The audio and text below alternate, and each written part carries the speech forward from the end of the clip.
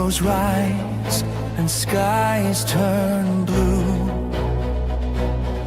Magic whispers through the night. We embark on a phantasmagorical flight.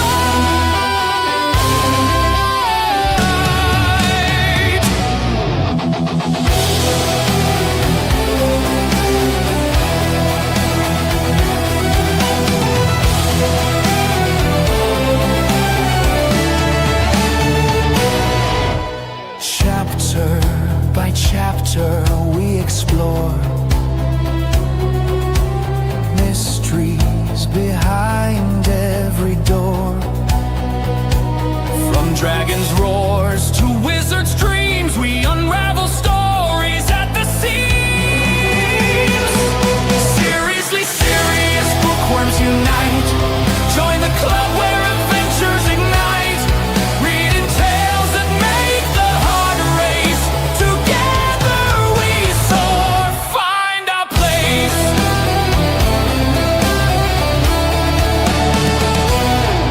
In the land of lore we don't stand still. Journey deeper with every thrill. From ancient myths to future quests, our imaginations never rest. Bookmark each moment, let it stay.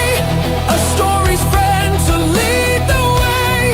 Through the pages, thick and thin. Seriously serious, let the tale begin.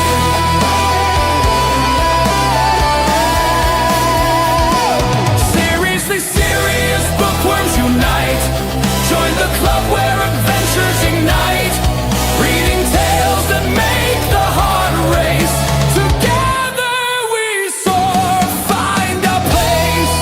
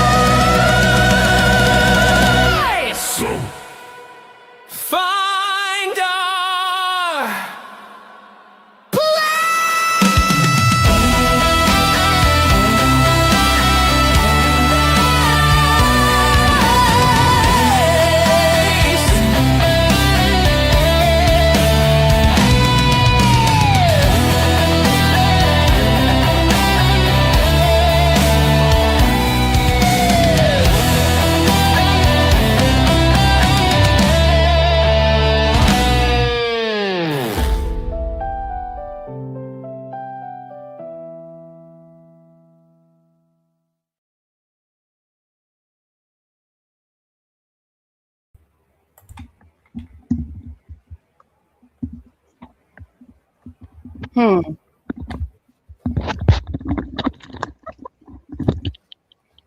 morning, everybody. Welcome to Dusty Book Sniffers.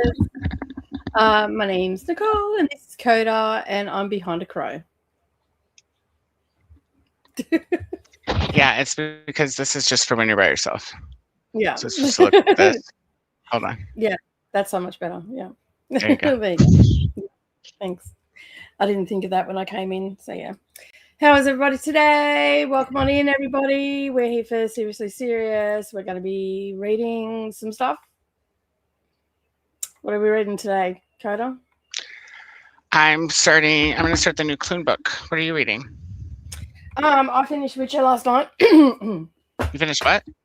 I finished the first Witcher last night, so I'm on to the second one. So I'm going to actually read what I'm supposed to read today because your girl finished the Women's Prize for Fiction stuff. So, yeah. Boop, boop, boop, boop. Yeah. And then, of course, the shortlist came out. And so we have 6 books on the shortlist for the non-fiction. So, yeah, not for the fiction. That comes out at the end of April, in about a month, 3 weeks to a month, right? So the shortlist for the non-fiction came out. As you know, I'm going to be reading that as well. So I'm going to start with the shortlist, get those read, so I can make a decision about who should win on that. So a very interesting list too. Like, there was quite a diverse long list. Like, there was quite a diverse long list. Like, we had varying different topics and whatnot. But in that long list, we had 2 art ones. So one as using it like for health and all that sort of stuff, and the other one about siblings or something like that. I don't exactly know. I looked into it. I wasn't 100% sure what it was about. So yeah, anyway, there's that. And then there was 2 about hotels, one in Paris, one in Afghanistan and Kabul, the international one in where all the journalists all stay and all that sort of stuff whenever there's some fucking hullabaloo happening in the Middle East, right? So there's that one. And then there's Hotel Exile, which I actually have as an arc. And that is about a hotel in Paris throughout the Second World War and stuff like that. So very interesting that we had those. And all those 4 books actually ended up on the shortlist, when I felt like that there were many other books that could have went on the shortlist. I didn't think we needed to have 2 hotel books, one or the other. And I don't think we needed to have. I think the Art as Therapy is probably a better book than the other one, because I really like, if that's about siblings, I don't really care. But I think the Art as Therapy, a lot of people discredit like color theory and art, whether it be, some form of crafting or painting or drawing or whatever, as a form of therapy. I don't know anything about the book. I assume that that's what it's about. And yeah, so a lot of people discredit that sort of stuff, where in actual fact, doing something like that can actually bring a lot of calm to a person's life. So it'd be interesting to read that. I'm actually interested to what they've got to say about that one. Long story short, I'm interested in reading that one. And the both the hotel ones I am actually interested in reading in, but I don't think that both of them needed to be on the shortlist. I think we probably could have left the Exile one off the shortlist, and just put the Kabul one on, because I feel like that's quite prevalent for this climate that we're in and stuff like that. It'll give us a better understanding of, I'm not that I'm discrediting the Second World War, but like, it was a long time ago. So yeah, right. So yeah, and the other 2, I can't remember what the other 2 were on there, but I remember the one with the olives on the front. What is the name of that one? I cannot think off the top of my head. I'm pretty sure I was interested in that one. Oh, and Mother Mary Come to Me, I was definitely interested in reading that one. I wanted to actually read that before the list dropped, before it was even on the long list. So, and the other one I can't think of. It's got olives on the front, and I cannot for the life of me think of what it's called. But anyway, I was going to do a reaction to the shortlist. I still may do that. I've got to do some filming in the first sprint, because I've got to film the last 3 books off the Women's Prize for Fiction long list. And just a public service announcement. Anybody that is thinking of reading these books back to back, just go in knowing that you're not going to do anything else. Okay, except that. So in 21 days, I have read 16 books, plus the Witcher book, plus started The Secret History. It's been a lot. And I've also read a Naughty and Nice book as well, which I listened to that on audio. To be fair, I didn't sit down and read that. I just had the audio going. It was a quick one. So I did that last Sunday. But luckily this year, I feel like there was a good balance between long and short books. You said the olive one was for which list? Which what? The olive one is for which list? Yeah, it's got olives on the non-fiction. It's got olives on the front. If I wasn't so lazy, I'd bring it up. I can't think of what it is. I looked at it briefly and I went, oh, I wanted to read that. I found that one. I thought that one was going to be interesting. I do have my list here somewhere, but my internet's being incredibly slow as usual. So anyway, where am I? Fiction and non-fiction.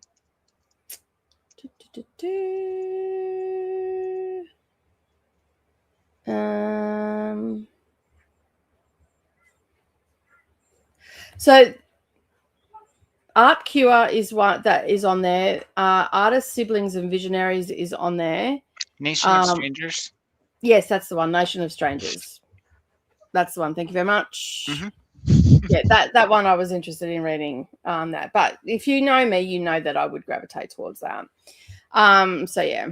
So Artists, Siblings and Visionaries is on there, the short list. Art Cure is on there. Mother Mary Comes to Me is on there. The Finest Hotel in Kabul is on there. The one that you just said, A Nation of Strangers, and Hotel Exile. So I feel like, we probably could have had To Exist As I Am, which is about a doctor that became had an accident, ended up in a wheelchair and had to accept, life as it was, became a doctor and all that sort of stuff. The Genius of Trees probably would have been another good one. To Be Young, Gifted and Black might have also been a good one. Like, I haven't read any of these, so over the coming months, I'm hoping that I might be able to get at least half of the list read before the winners announced, which is in June in June. So I've got a couple of months to read them.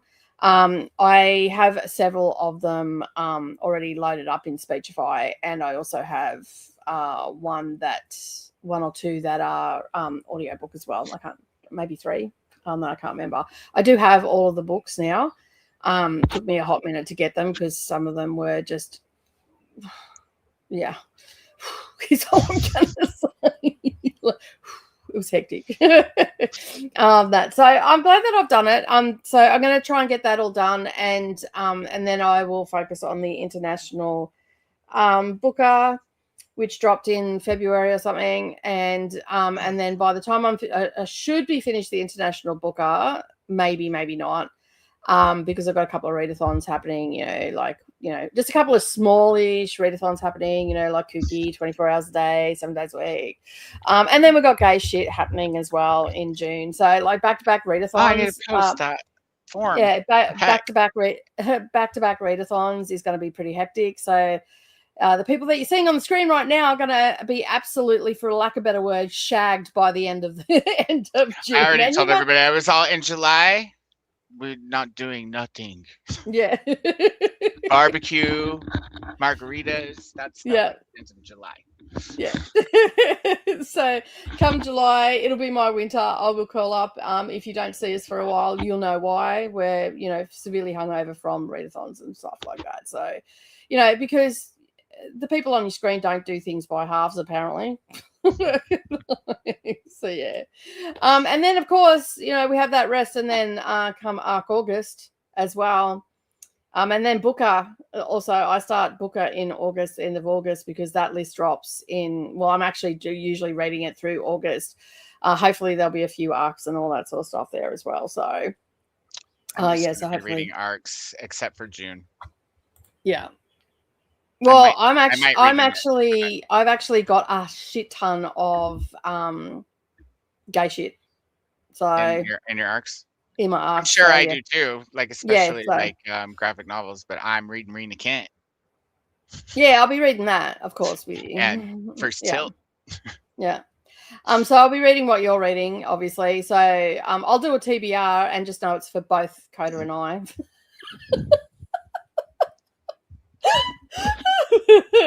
And then I might just break the mold, okay? How like doing my own readathon. I might just make a TBR. I might just make an announcement video. Yeah, just make an announcement video. That'll be just good, and just throw your TBR at the end. That's what I did with Viking. Like, man, that's pretty much what I was thinking. You know, just like that one video. Got it. We got it. You know, work smarter, not harder, right?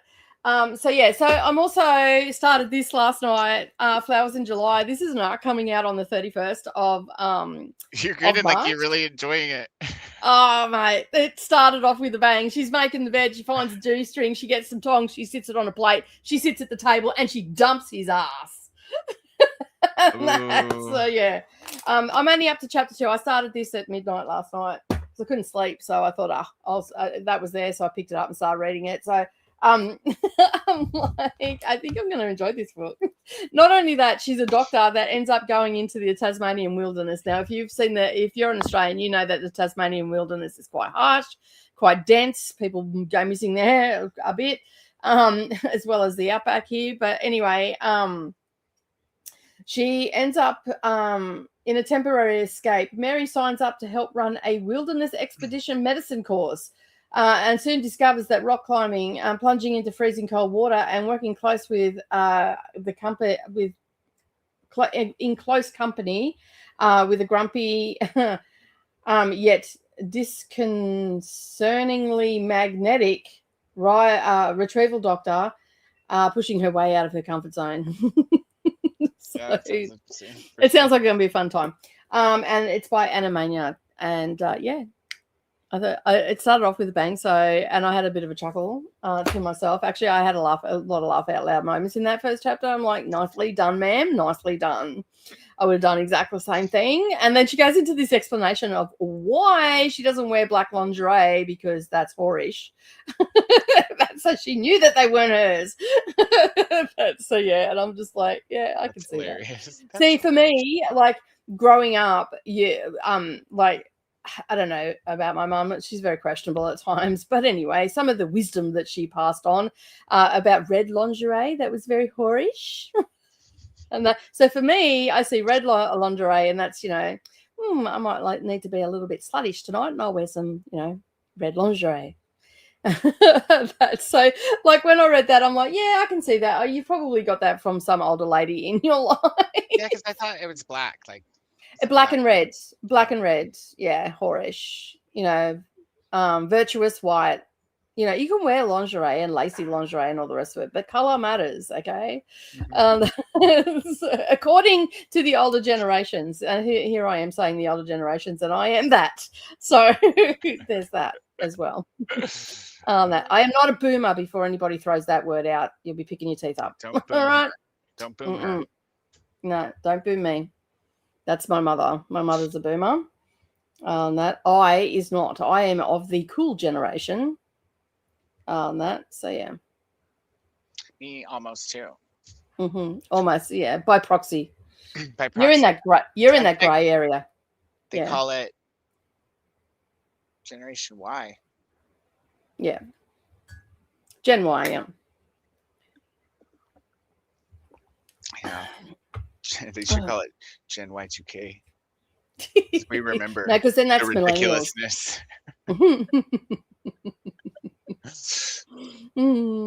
So yeah, but anyway, I am of the cool generation. I agree. That all the millennials blame us everything for, but hey, we inherited a shit ton of fucking crap too. So it's called paying dues, people. It's just part of life. Every generation has inherited a shit ton of dumbassery and fuckery, pretty much, right? So yeah, it's all in how you handle it, right? So yeah. Anyway, not that I'm better than anybody. I don't think that for one moment. But our generation is pretty cool. Like we had cool music. I was listening to a bit of Rodriguez this morning, a little bit of Cat Stevens. That I'm surprised that Neroli didn't tell me to turn that shit off, but she didn't. She was laying there listening to it as well. So yeah. And it's quite interesting because after reading that article about those LPs that were found in the United States and sent to Australia, I actually have one of those albums. Yeah. On an LP, like on vinyl. That's right. That's hilarious.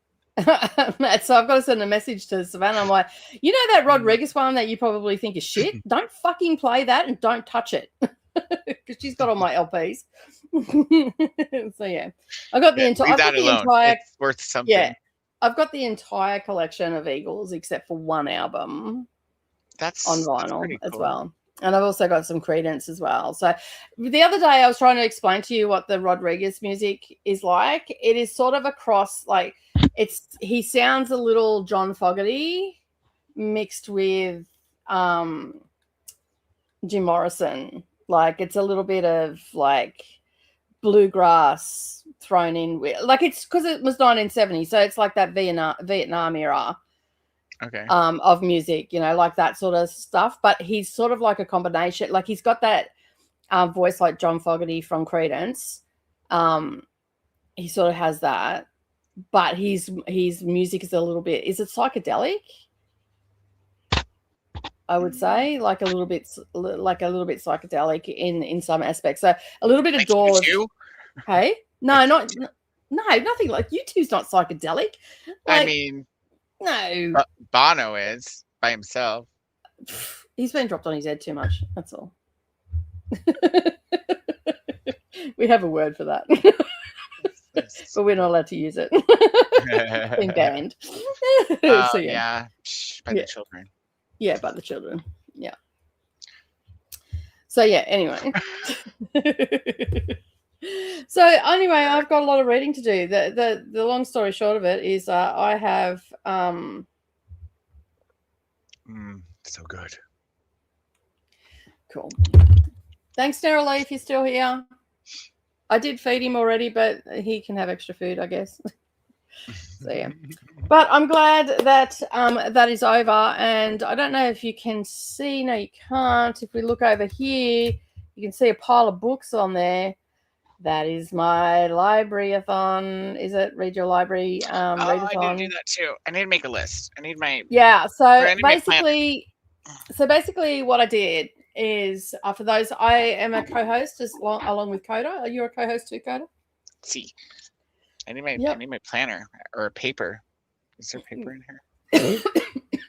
So basically what I've done is I have gone into Libby and I've looked for a heap of audio books because I'm going to be incredibly busy doing stuff for Kooky and all that sort of stuff. And I don't want to not be a part of Atia's Readathon. I didn't want to say no. So I thought, well, what I can do is I can get my shelf trophies, make a stack, and audio book it up.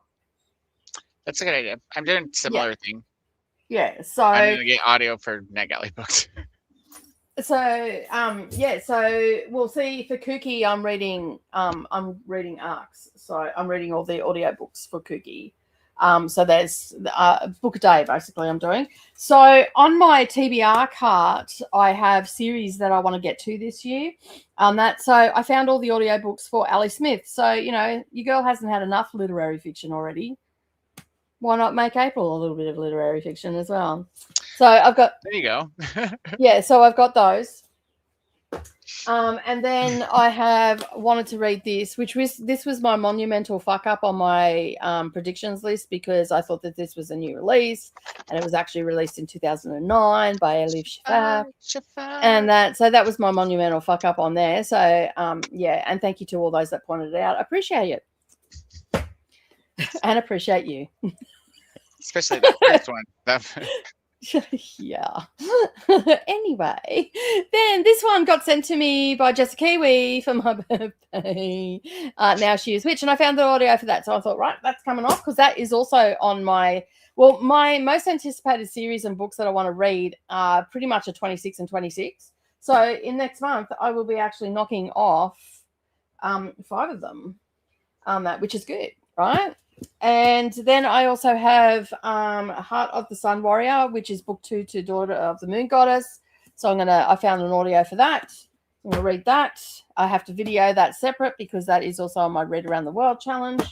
And then somehow I had this on my shelf and I found the audio. I seen the audio and I went, oh, the Ghost Theatre. I'm pretty sure I've got that. And then I went looking and I found it. So it's another one off my shelf. So look at me go and read what you're on. And then we have a Booker one. And now I know some people say The Bee Sting is a shit book and all this sort of stuff, but this one was shortlisted. Did this win in 2023? I can't remember, but it was shortlisted. Paul Murray's The Bee Sting, a nice little chunkster. You know that I'm always going to have a chunkster in amongst a TBR, you know, just to push myself a little bit further. And then I also have, which I didn't pull out yesterday, I also found, I found the audio for this as well. So hey, I have that book. Yeah, so I'm gonna but I haven't read the first. Yeah, I've read the first one already, and I was put off by this because was it Neva? I think it might have been Neva. Neva said it was shit. Don't bother, just leave it. So there's two. Shit too. Yeah, there's two. It wasn't necessary or something. I heard someone say as well. So yeah. Oh man, I almost had it. Anyway, so I seen that this and that, like, if I listen to it at 2 times speed, it's only 4 hours out of my life and it's done, and then I can get rid of it because I actually have 2 copies of this because this is actually Neralee's, and she gave me all her Colleen Hoover books, so I don't need 2 copies of it. I just need to read them because the movie, and there's a new movie coming out based on the Colleen Hoover book. It looks really good. Thanks. Is that you, Loki? Oh, I thought it was Neralee. Sorry, I just yeah. So I might have to get that. That's fun. I didn't know you did anything. I thought it was Neralee. No, it's all good. I'm off to work. Yeah. Why are you working so late? Don't you start at 3 o'clock in the morning? No, I'm working on cars at my boss's place. Oh, okay. Fair enough. The boss. Okay, cool. So, yes, if you need anything, you let me know. Yeah, no worries. All right. Have a good day. You too. All right. Bye. It's Reminders of Him. That's the one that they're making into a movie next. Yes. Someone. I think it's already out, isn't it? It's going into theaters. Oh yeah, it's going to theaters already on March 13th. Yeah. It looks really good. I seen that. I read that book. Oh, that book broke me. Like, it destroyed me. It looks like tough, but I only saw the trailer for the movie, but when we went to go see Scream, it looks like a really good movie. I was like, well, I have to get that book. So I'm pretty sure this is the one in the. I have to look up the synopsis, but I'm pretty sure she has a child that ends up with her ex-partner's parents because of a car accident.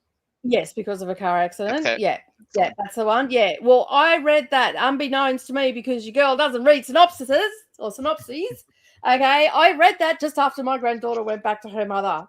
Oh shit! Holy fuck! I have never cried so much in all my life. Like, I will have to go and find the video because I'm in my pajamas. Like, I did not even show up for that video.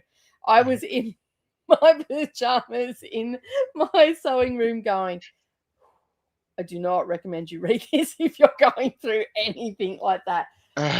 You say what you want about Colleen Hoover. She knows how to pull at the heartstrings, and she knows how to, like, really... In some cases, not shock you, but just destroy you emotionally. Oh, well, the only thing I ever read by her was Verity, and they're shocking. It was not emotionally destroying. It was emotionally, like, bathe me, you know. Yeah. Have you read Layla? No, but I think it was Jean that was telling me I would like Layla, or maybe it was you. It was me. Yeah. So I read Verity, and then I read Layla, and I'm like, I like this author. I need to read them. And then I read It Ends With Us, and I'm like, I'm not too sure. And then I did a Kindle challenge where the first one of the mates that when it was just me, and I read everything that was on Kindle Unlimited, and Reminders of Him was on there, and I was fucking wrecked after that month. I was so depressed. You need to go into Colleen Hoover very much mentally stable. I think it was Dee that hated the second one. Yeah, probably. Mm-hmm. It was unnecessary. Like, we already had the background of the characters that are in there. I already know that it's unnecessary, but I can't leave a book on my shelf unread. Yeah, especially when I have 2 of them, and I can get an audio book for it. So there's that. but yeah, that's the plan. So, of course, I'm also still reading for Vikingathon. I have Under the Whispering Door, The Odyssey by Homer, The Queen's Gambit. I did find an audiobook for that on BorrowBox, so I'll probably, that's not going to be too long. I am currently sitting on page 151, chapter 4 of The Secret History, because I'm reading for Odin, the God Path. So yeah, I have not finished a book yet, and this one is not got a lot happening in it, but I feel like she's there with Anne Rice.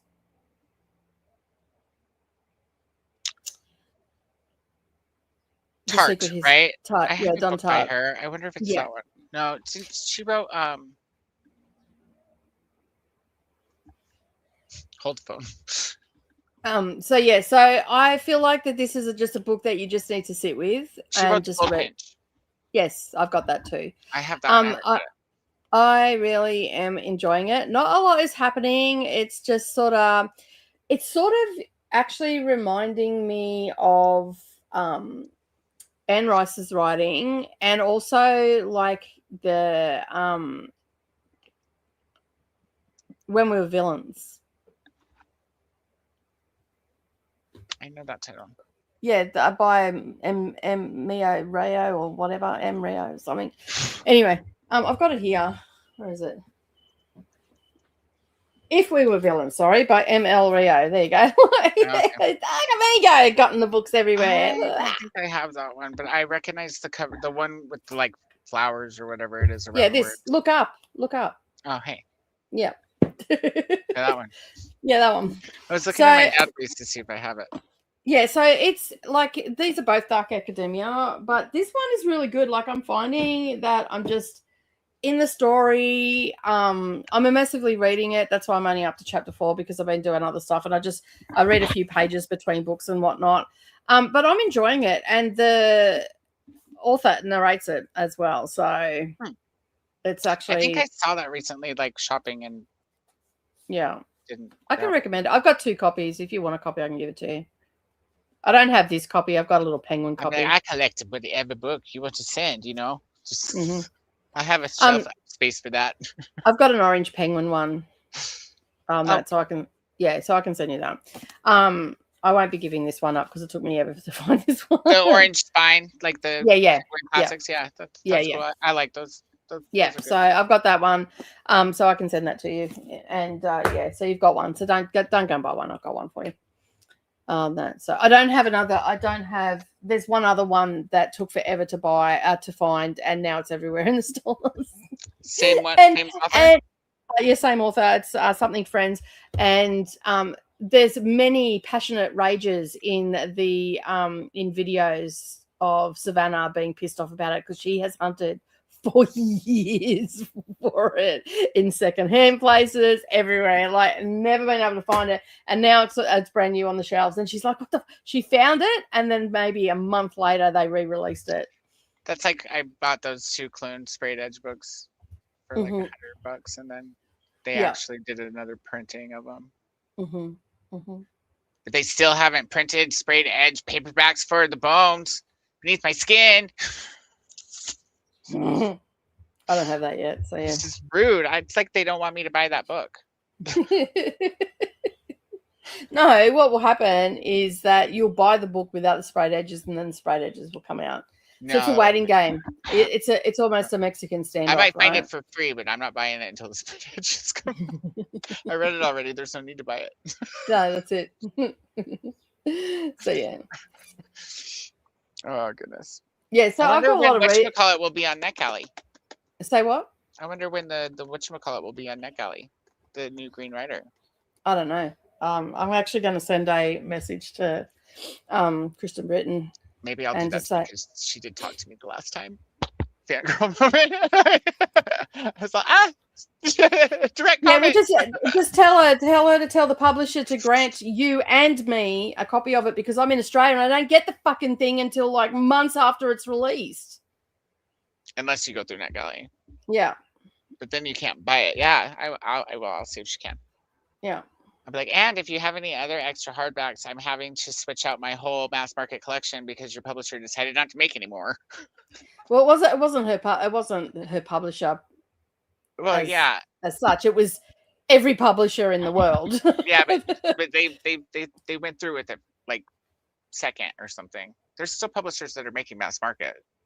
Just it's fizzling. Actually, they'll be all phased out on that because the people that make the mass markets wanted to sell their business and no one could come to the table. So, which leads me to believe that Amazon is sitting in the background waiting for it to get to the 11th hour, and then we'll swoop in and give them a deal, and their mass markets will be back on the. That would not surprise me, and it would make me very happy because I like mass market copies. I know I do like mass market as well. I just hope that it isn't Amazon that gets it. So yeah. You can just fit a hell of a lot more mass markets in a tiny room like this than you can. I mean, the trade paperbacks, like the regular size paperbacks, they're not bad. No, well, I've got all them here. Except for like the super tall, super fat, like Priory of the Orange Tree. Come on, man. I like the UK because the UK, with their books, they have standard sizes and they don't vary from it. No. So all the mass markets are the same price, all the same height, not price, and all the trade backs are all the same height. All the hardbacks are generally the same height. All the mass markets are the same heights now here too, since they made them taller. But that was like back in the early 2000s or something when they decided, oh, well, we're going to make them taller. They're still the same size everywhere else. They're just taller. Which doesn't help if you've been collecting a series since the early 2000s or before that. I think the only series though that I have that's like that has the shorties and the tall ones is my Catherine Culture FBI series. So I have all the Sookie books in the same size, and I mean I have Stephen King obviously is in multiple heights, but it doesn't matter because it's none of the series. I actually don't care. Like you can see bookshelves behind me. I've got books on there that are multiple sizes. I actually don't care. I think that just is a pleasing aesthetic to me. Like I like it. Right? Yeah, I like it. It reminds me of a library. Like you go into a library and all the books are all different sizes, like a public library, and it just reminds me of that. Like I like things to be just so, but I also like the disheveled look as well, like the eclectic look that resonates with me because I don't know why. I'm the same way. That's why it's like some people would say when it's clean that it's still cluttered. But it's not. It's just boheme, It's just, It's just like I like lots of things, but I always put them in a respectable. It's organized chaos, people. It's organized chaos. Display. Yeah. But yeah, I do like it. It just reminds me. I like the smell of books. I like the smell of libraries without the people in there.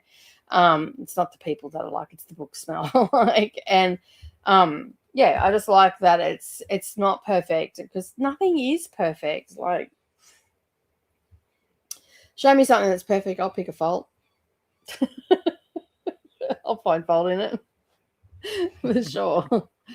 So that's basically where I'm at with all my reading and whatnot. And I do feel slightly like that's a lot. And not to mention I've got these two books here as well. So this is a reading vlog, and the cat picked this one for me for the same thing. So I've got those two.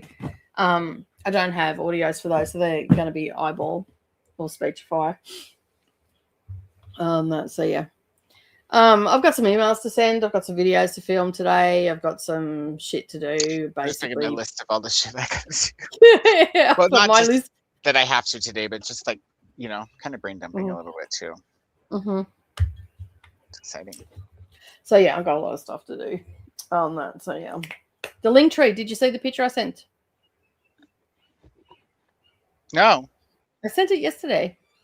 What? Rude. On Facebook? Yeah. Was it when I was asleep? I don't know what you were doing. I only got the picture of the... Oh, I guess I did. Hold on. Don't tell me you didn't get it because I know. I'm looking at it. It's a video.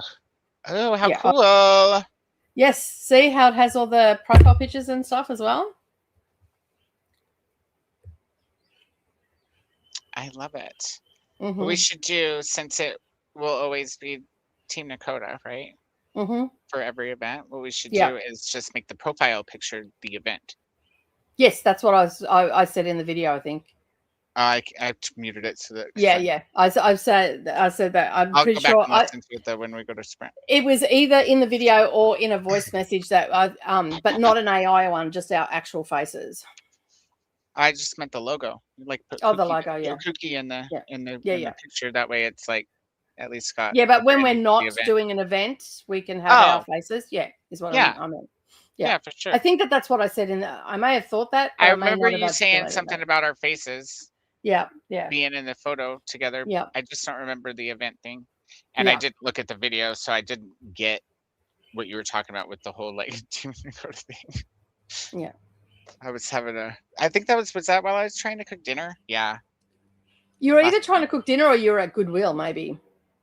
You know what? I was at Goodwill because as soon as I got back, I sent you Sky's picture. Yeah. And then I got busy doing things. And then I was I went back and listened to, and that's when I was all, oh yeah, because you were like, have fun at Goodwill. And I was like, oh yeah, let me show you this book I got. And then you came right back like, oh, guess what book I got now? Yeah, we do that often. Nothing was the best as what you would call it, the Immortal Darkness, but Immortal Darkness. I did finally get my Twinkie copy. I didn't get my Twinkie copy. I was broken. I thought you ordered it. No, it was on pre-order, and then I didn't have cash in my bank account because I didn't want to have my cash stolen while I was away. Well, it's ridiculously early for me to get this, considering we haven't even read the first one. Do you want me to pick one up for you? They're like $8 right now. It's all right. I'll just grab it off Amazon. It's so cheap. It might be the same price on Amazon then. Yeah, because they usually match price with Wally. Mm. Good old Wally World. Let me see.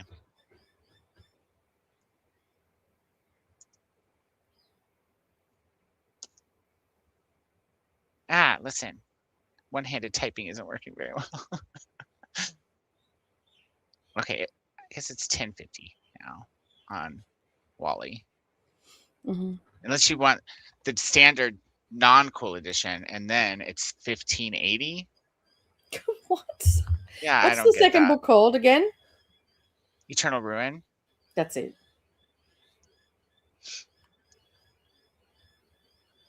What's the first one called again? Immortal Darkness. Okay. How do you spell Are you? Yeah, I'm having. That's all right. I'm just having a total blonde moment there. That's okay. We do that well, Mom said do what you're good at. I don't see this unless all they have is the sprayed. Okay, yeah. It's a little bit more expensive on Amazon. $11.41 it says. Yeah, I can't even find the sprayed edges one. I think I might have missed out. On Amazon? Mm. That's all they have on my Amazon. Just click the hardcover. It probably is that one. Okay. It just doesn't say special edition before you click on it. Rude. It just shut down on me. That was just rude. That's been happening to me a lot. Canva was doing that to me earlier. Oh, I didn't realize the inside cover was all cool. Like the actual one. Ooh, look at that. Oh, that's the Kindle. That would make sense. Look how pretty the actual cover is. Oh, nice. It's got paint swaths. What's it? Paint strokes. That's the word. Strokes. Paint strokes. Tell that bird to quit laughing at me.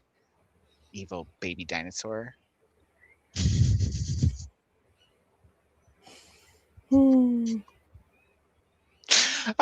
Okay, so you know what happened last Sunday when I was taking screenshots of the comments, and Christy had those 2 comments that were just gold. Yep. And I went to copy it over to Canva so I could close the window finally after like however many days, almost a week, on this computer. And when I hit paste in Canva, it and its little partner picture, the other window, they both just closed on me.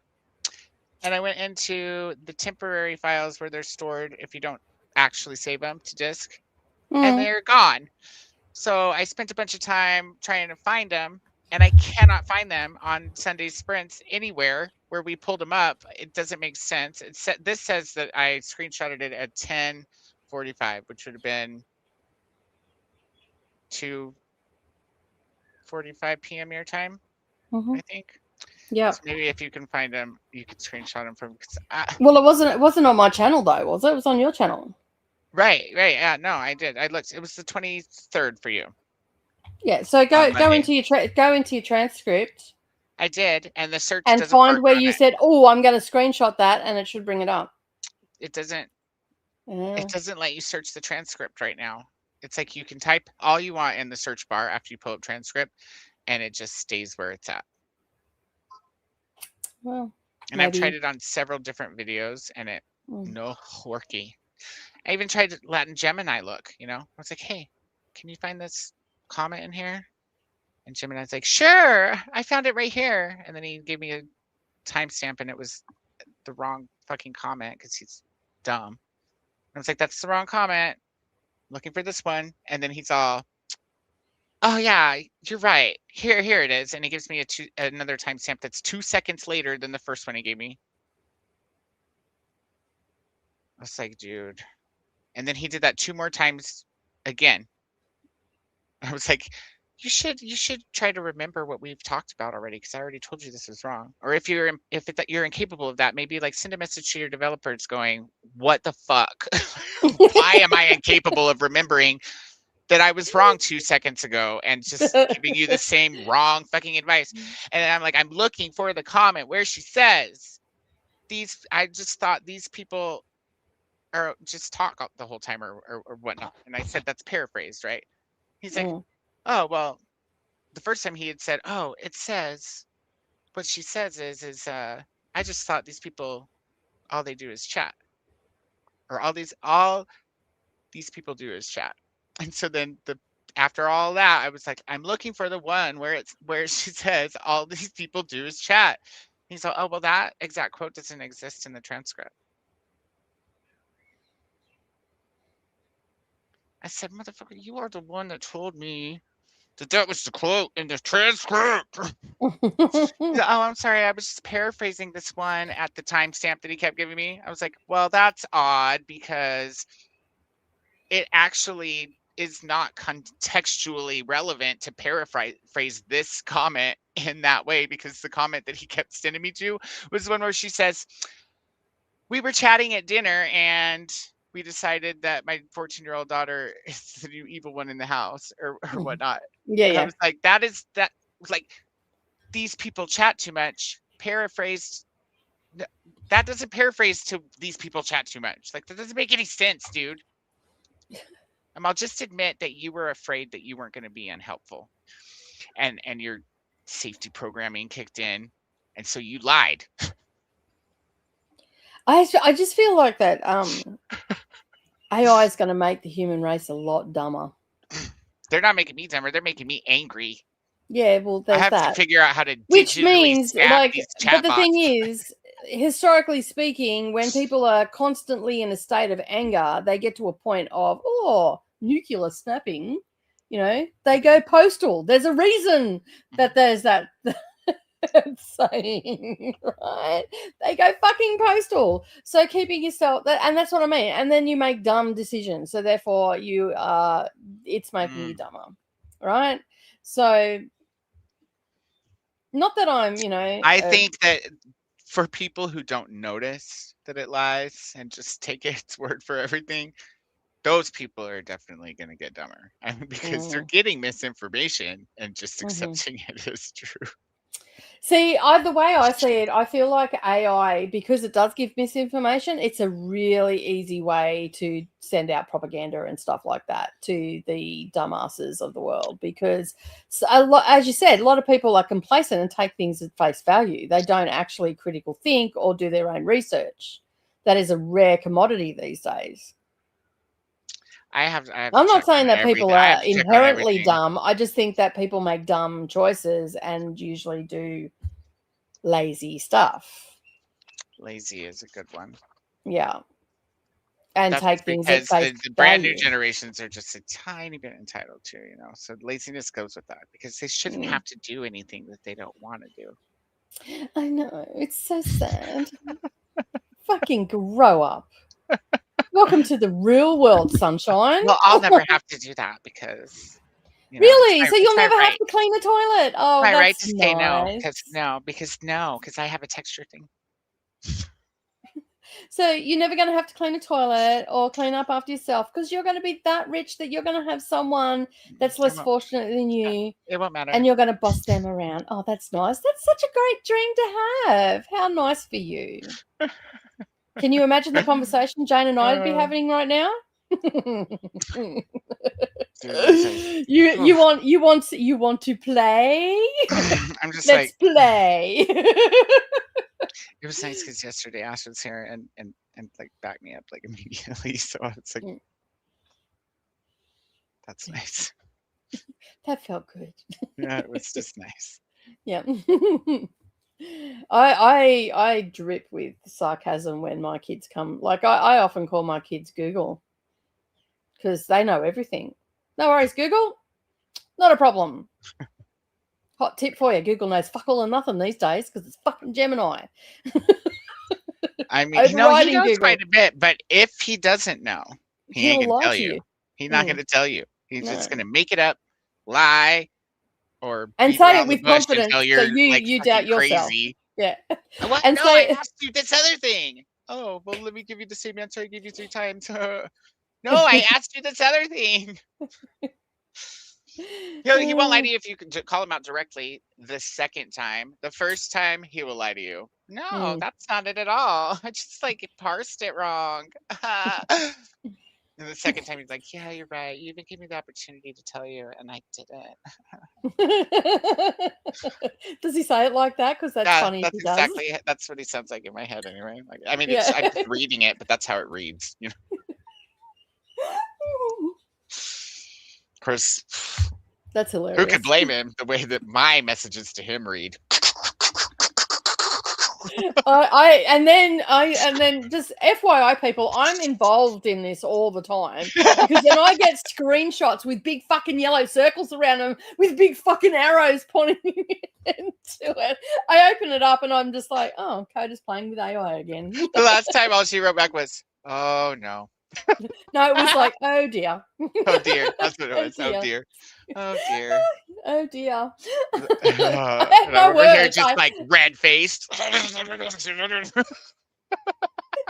And I'm like the passive one that comes in and you're like, if you knew me in person, I actually class myself as a pretty high, not high maintenance, but highly strung person. I don't deal with people's bullshit. I just don't. Like when I was down the supermarket the other day, don't you stand there and judge me. Fuck you. I'm budgeting just because you like to have bad debt. I don't give a fuck. Sort of thing. These are the things that run through my head. I don't verbalize everything, but I do think fairly harshly of humans, especially when they're judging me. I don't always jump the gun, but I'm telling you. Or lately. You just never know what kind of day it's been. Don't fuck it up. Okay. So I don't have patience for people, and so for me to just and for some reason, for all the little ADHD people that fucking rage around me, I come in as like this passive, gentle, oh dear, very calm, and all the rest of it. And it somewhat unsettles my children because they know I'm a rager. They're like, ooh, something's wrong. Don't do anything today. Yeah, just be quiet, sit over in the corner, be quiet, Mum's too calm. Too calm. This is like a. You remember in Jurassic Park when like it was real quiet and then the goat disappeared? Yeah. Yeah. Yeah, that's a good analogy. I like that. Yeah. Where's the goat? Analogy is the right we need word, a right? T-shirt that says that. Well, maybe I'll get the T-shirt for Narrowly in Savannah. Where's the goat? It'll be like them in the back seat, you know, like, and then like you in the front seat, like, and it'll just say, "Where's the goat?"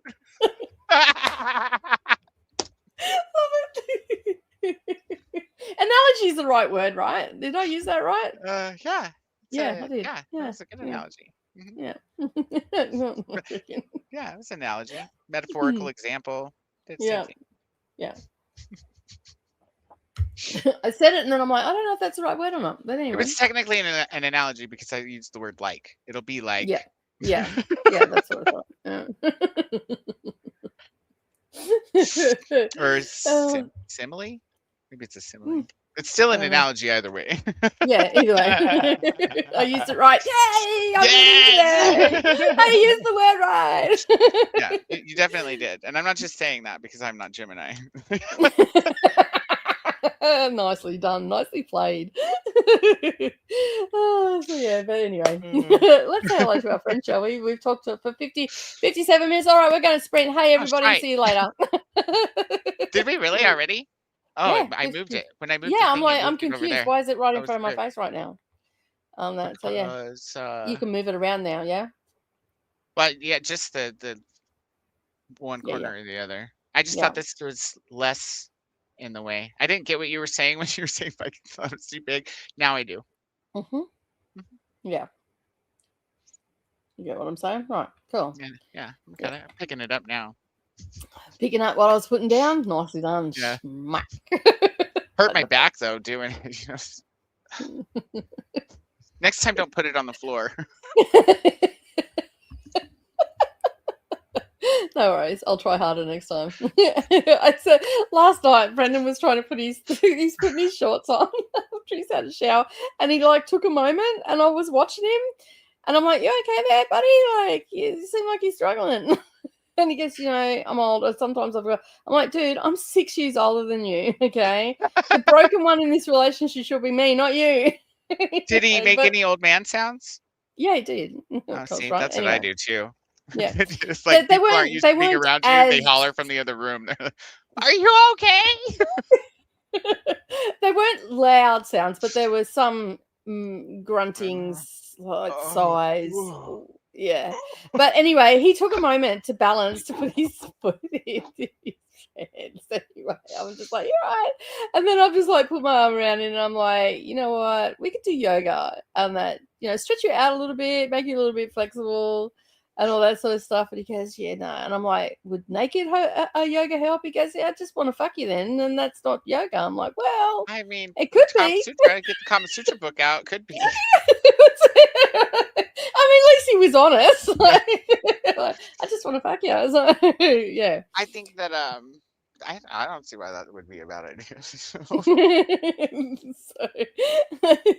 So anyway, he said he vetoed the yoga, but as you said, get the Kama Sutra book out. We might be golden. So yeah, fun times. When you bring it out and set it on the floor, say, now this isn't yoga.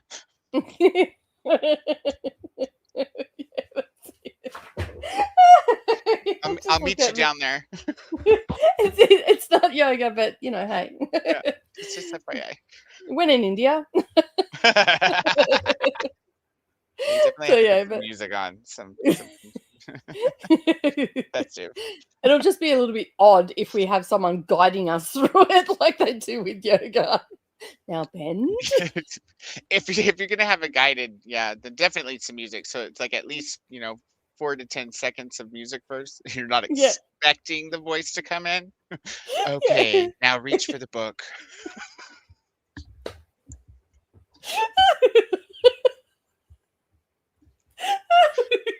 Try to pick up the book without saying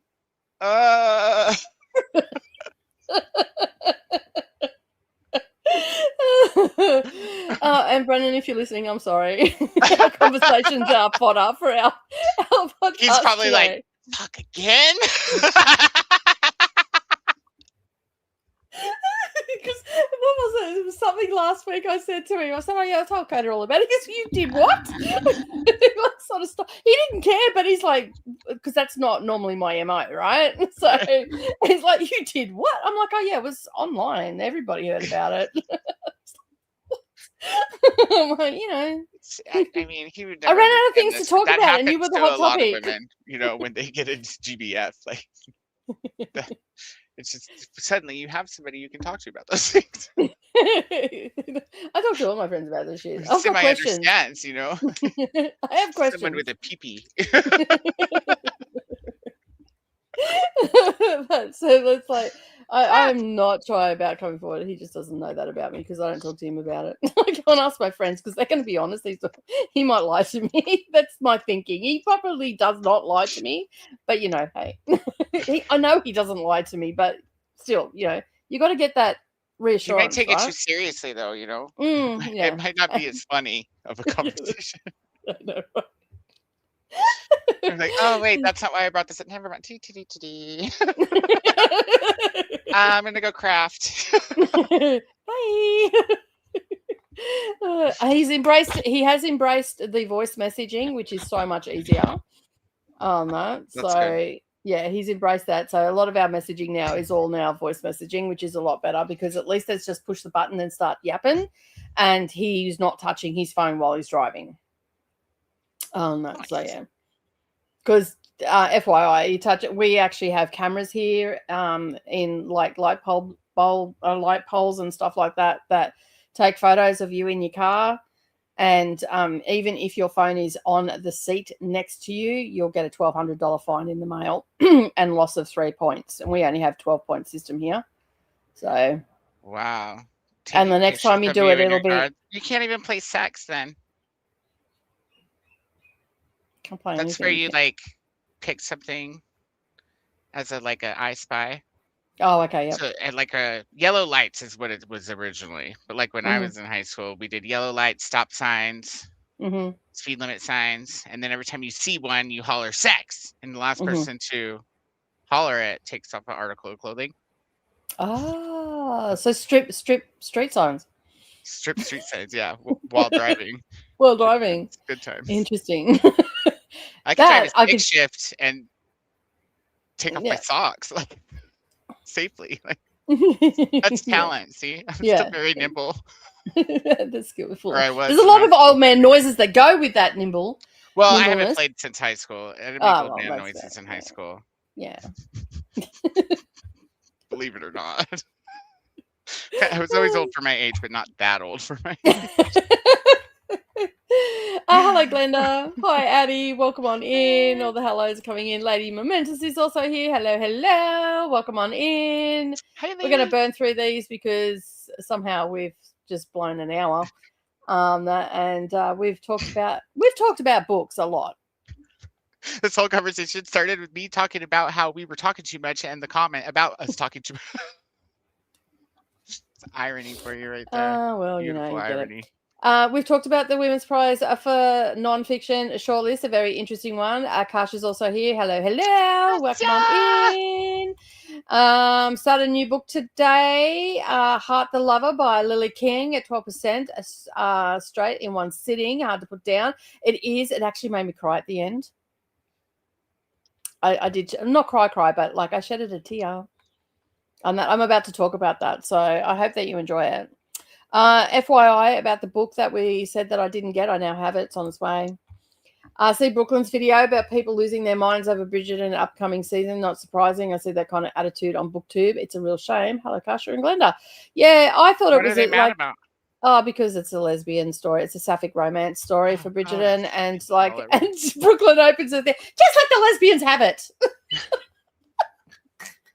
And I'm like, people just need to get. My comment was, people just need to get over themselves. They really do. They need to pull their head out of their ass and just realize that, you know, not everything's for you. no, It's that's okay it. to take a season off for Bridgerton if you can't deal with it. here's a hot tip for all those people out there that go, there's a thing called a remote. And it has an off button. Fucking press it. Problem solved. You're not being affronted by whatever it is that you're being affronted by. And, like, if you knew your fucking history, like, please. Seriously. Especially Greek and Roman history. Please. Wake up to yourselves, you bloody idiots. Don't get me started. Don't get me started. They don't want to wake up. And they don't have to do anything. It's Jamie's birthday. It's Jamie's birthday today, isn't it? Jamie? Mm. Jamie? I mean, cell phone. It should have told me if it. No. Wait. No. What? Yes, at your house it is. Yes. Yeah. At my house. I was like, wait, I didn't get a notification. What? Well, I got the notification. So yeah.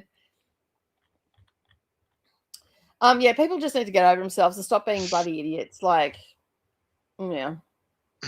It's just Sure that. who cares? I don't even have Maybe Netflix. somebody will write a song about it. Mm. Hello, everyone, except Chris, says Ashley. Ashley? That's because. Yeah, I know.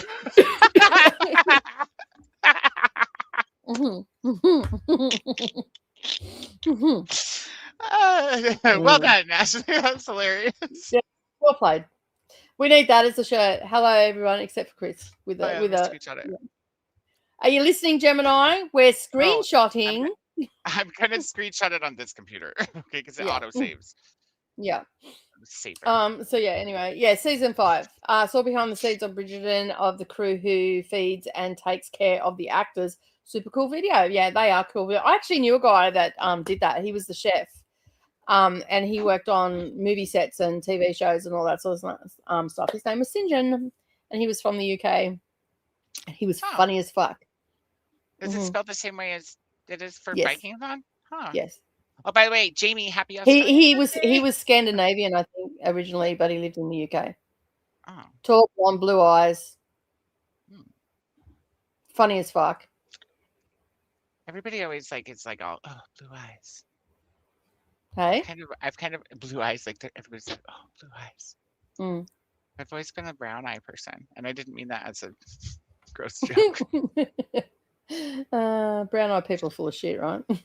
I like brown eyes. I don't know what it is about them, especially on blondes, because it's like unusual. It's unusual, yeah. Got it. Helen, you got it? I got the screenshot. Cool. Helen is here. I changed it. I did it on the live stream. Oh, okay. Found it. Yeah. Yeah. Fair enough. Helen is here. Hello. Art Cure is an excellent book. I feel like it would be because it's a very interesting topic.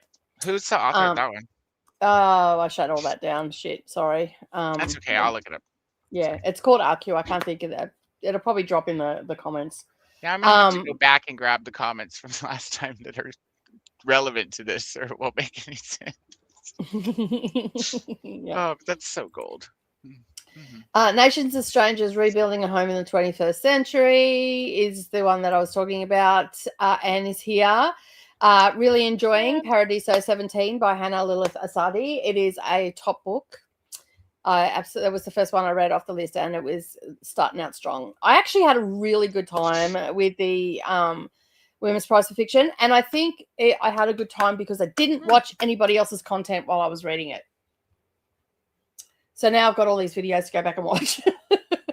So yeah, they're all in my watch later list. But basically, I just decided that I was going to be going into these blind and not watching anybody's opinions or thoughts, because I think sometimes, not all the time, but I think sometimes when you're not really paying attention, that those thoughts can creep in while you're reading the books and can assuage you a little bit. So I decided to not do that. I'm glad you're enjoying it though. I hope you enjoyed it as much as me. I gave it 4.5 stars, I think, didn't I? Or 4.75. 4.75, I think it was. And hello, Ant and Glenda and all the people. Sarah's here. Hello. Finishing the 2 books I'm in the middle of today. nicely done. That's going to be productive. So yeah, I've got so many books on the go at the moment. Like, it's unbelievable. Actually, no, not really. What have I got? Three. So that's not too bad. That I'll finish. I think I'm just going to try and finish them over the next couple of days. So, that. Hello to Glenda. Just Kiwi's also here. Hello.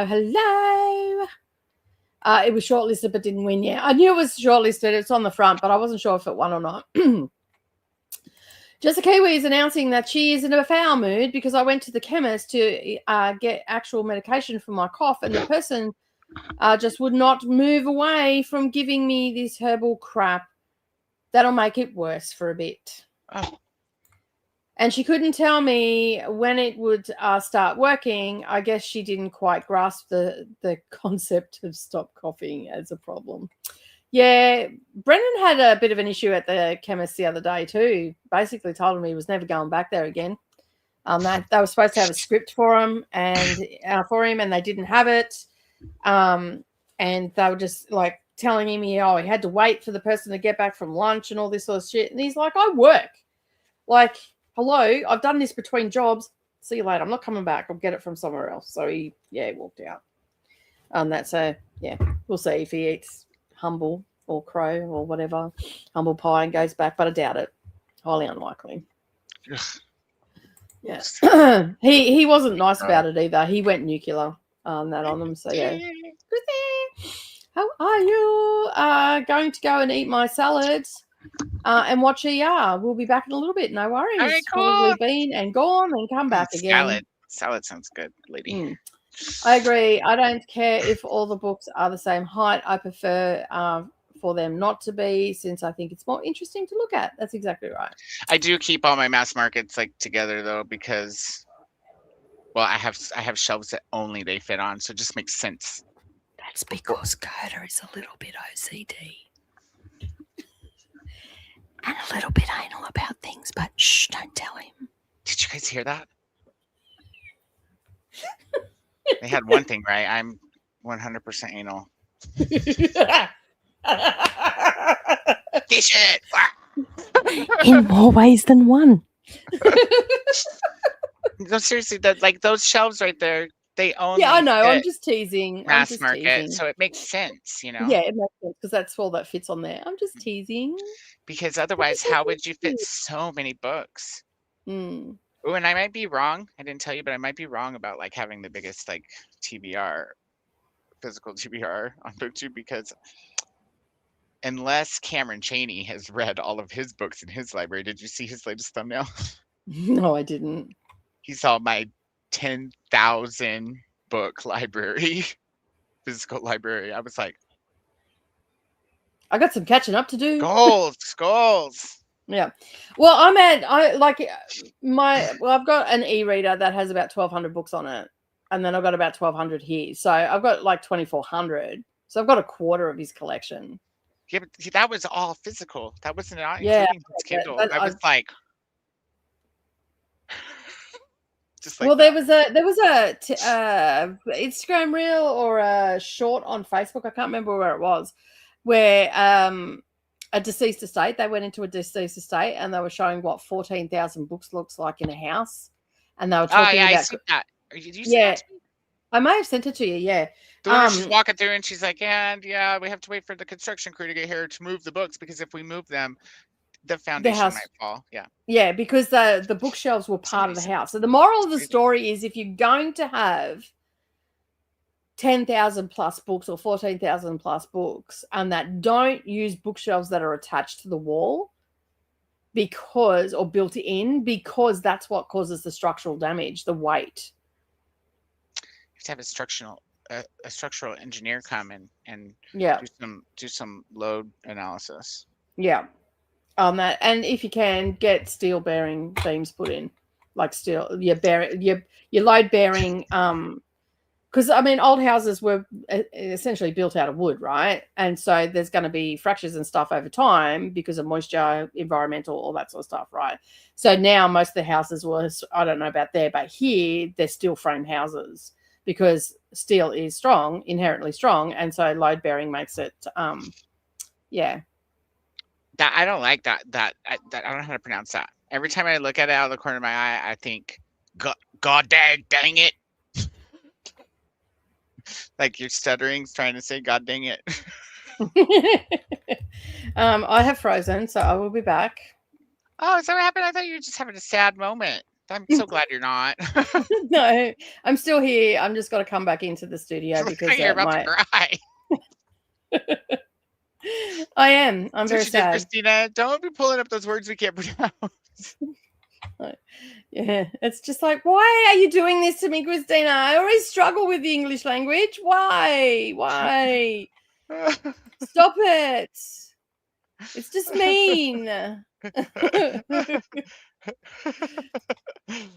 Oh, goodness.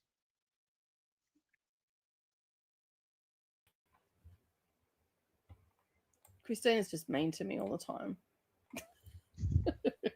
Dang All right, it, I'm back. Christina. I'm going to tell Cud. And then to add insult to injury, here's some more words that beef roast. It is fridge. her. I always want to say Heimdall. Surely that's not how it's pronounced. Heimel? Himmel? Himmel. I'm not sure. Yes. It's one of those. It's too much effort. I agree. Still trying to recover from the dentist. Oh, I hope you feel better, hon. Oh, that's terrible. Hello to Glenda, if it'll come up. I found the Claude has a much better AI output than other bots. They say that for a lot of things. Like it just depends on the task that you're doing. But I think I might just switch to API access. That way I can just pay per question, the 0.000 whatever cents, instead of having like a monthly. Who wants to have a monthly, you know? Yeah, right. 50% of the population would bow out of that quite gladly. like, yeah. They're like, really? We have an option? Fuck this. Why wasn't that given to us at the beginning? I had to go through all this shit. Like, fuck you. I have some questions. Studies are already showing it's making people lazier and more stupid. It's already happening, yeah. And you know what? If there's a zombie apocalypse, we can just offer those people up. That's why y'all have to help me spread the word that it lies, so that people, maybe at least people will stop getting stupider. They'll still be lazy and they'll try, and they'll waste a lot of time trying to get the right answer instead of going and getting it themselves. But at least I feel at this point, just, you know, go to the default analog, just go get an encyclopedia. The shit's in there. Because that's where Google got all the information from, right? I don't know. I always tell him, go tell me this thing and tell me how to do this thing or whatever it might be. But go, especially with tech stuff. I'm like, you know, tell me how to do this in this application, but go look up how to do it today, because I don't know when you got trained. It might have been yesterday, but it doesn't matter. You, out of all people, should know that technology changes every day. And I want the instructions for today. You want the most up-to-date information. Not I don't see that button, Gemini. What are you talking about? Do you think that maybe you give him too much instruction and it confuses him? I mean, do you think maybe if you treated it like a stupid person and you put it in point form and simplistic language, like, I don't know, you're talking to a toddler? No, I do that. Actually, toddlers probably understand more than Gemini does. I do that, and I break it up too. I'll be like, okay, so here's what I'm going to do in a minute. Don't answer yet. I'm just letting you know what the instructions are before I give them. I mean, I really don't like the fact that there's a lot of people out there creating you know, like stuff that looks real and all that sort of stuff to fearmonger and all that sort of stuff with AI. But there are some funny shit out there that people create. Yesterday, I was watching one where they've created a Barbie, right? And she's really sassy. Like, she just says what every woman thinks to a white male, right? Okay. When they say stupid shit. was the opening one on this reel. Like, it's my guilty pleasure, okay? Don't come at me. It's fucking funny and it gives me a laugh, all right? So anyway, right? Barbie's walking along and she's like, for fuck's sake, I've got a fucking zombie chasing me. Like, whoa, dude, why are you picking on me? There's a guy right there. Oh, that's right. It's a guy, no brains. And I'm just like, that shit's gold. Love it. No, sorry to all the guys out there. I apologize. But, it was funny. No, I found it amusing. And then there was another one. Yourself, then what are you doing? Yeah, there was another one where Barbie's out to dinner with her date and the date says you're too much like a man. And she turns around and she goes, well, maybe you should pay attention and then you could be one. Well played, Barbie. Anyway, that was my little giggle that I had yesterday while watching utter shit on the internet. I mean, if I'm going to watch utter drivel and make myself slightly dumber and part of the collective, then I want to have funny shit thrown at my face. Really like the ones where they look like two real people and it's like the old white lady and the young black girl and they talk shit to each other back and forth. Those are hilarious sometimes too. There's also ones they're where so bad, but I'm just like, ah! They're so wrong on so many levels. The comebacks though. Yeah, they're nice. Nicely done. I want to be that old lady. I want to be that sassy when I'm that age. So yeah, right? Anyway. At least we wouldn't really be pissed off. We've talked shit back, but we still have good humor about it because we're from a generation where you had to do that. Yeah. What are you doing down there? All the hellos are coming in. Thank you, everybody. Welcome in, everybody. Hey, Cynthia, how you going? Thanks for being here. We're running way behind. Sprint hopping, hit that to hit the like. What up, Allie? Chris says, I called out booktubers in the romance and fantasy space who won't cover BIPOC or LGBT or any combo books. They stay silent about those books and their silence says everything about them. Man, I'm there for the gay books. Whether it's, like I actually have, I get widgets sent to me all the time by, is it Random House Transworld? I don't know. I think that if it's not something they want to read about, then that's okay. That's okay too. Yeah, that's okay. They could at least just be like, it's not my genre or something. They don't have to be. They don't have to be all humbug hateful. about it and rude. Just don't have to be hateful. Mm. Like you can still, like you don't have to. Yeah, you're right. You don't have to be hateful. You don't have to be derogatory. You don't have to put people down or anything like that. You can just opt not to read it. Right. So yeah. But to be, graceful about articulating the fact that you don't want to or that you don't or whatever. Yeah. As Brendan says, I just turn that shit off. It's not for me. It's not for my ears. They're delicate. I myself don't read. I haven't read any sapphic stuff. I'm going to try it out for gay shit, but it's just it's not my bag, and I'm I never really sought out straight, at least spicy romance. I realize now that if it's dark enough, it's fine. As long as I got my Ted buds on. Yeah, fully.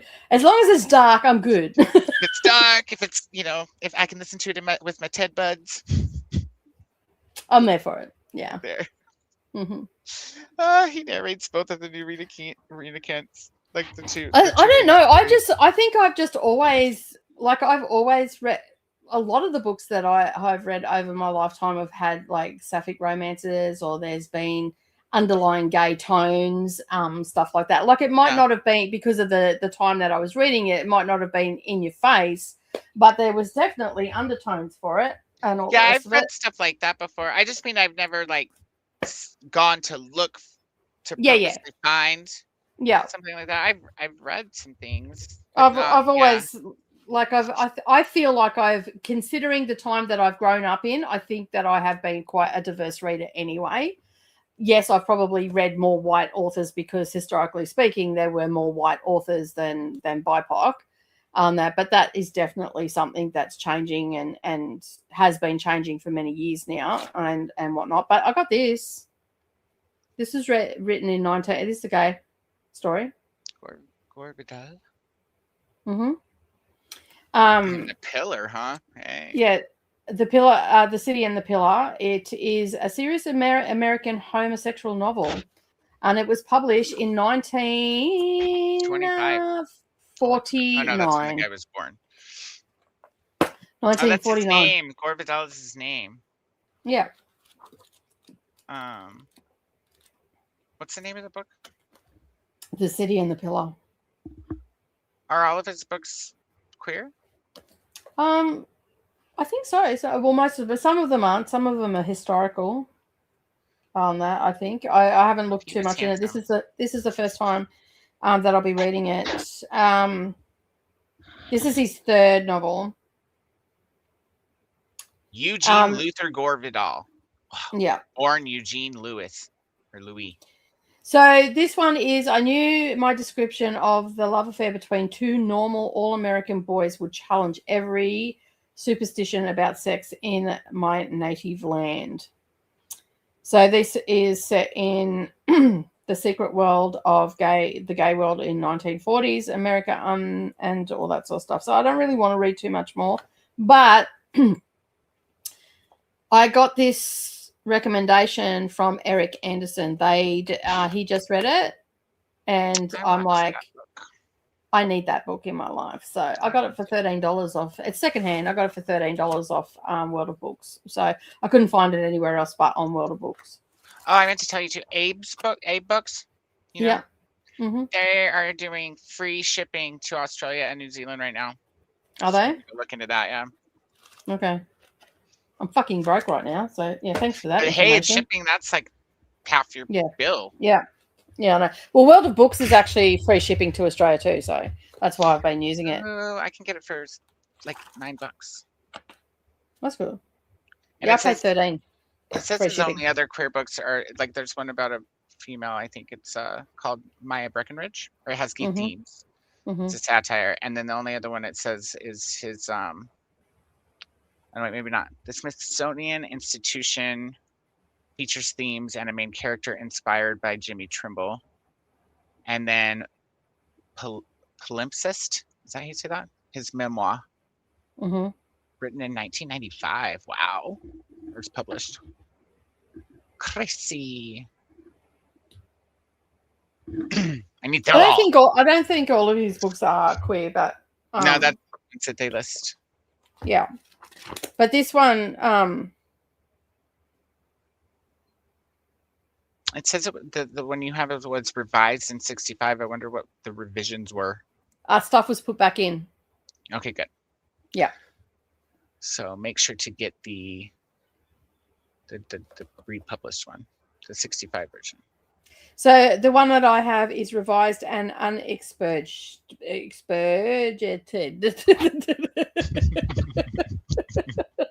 That was not the right word. It's that word. In other words, it's got all the shit that was taken out, put back in again. So yeah.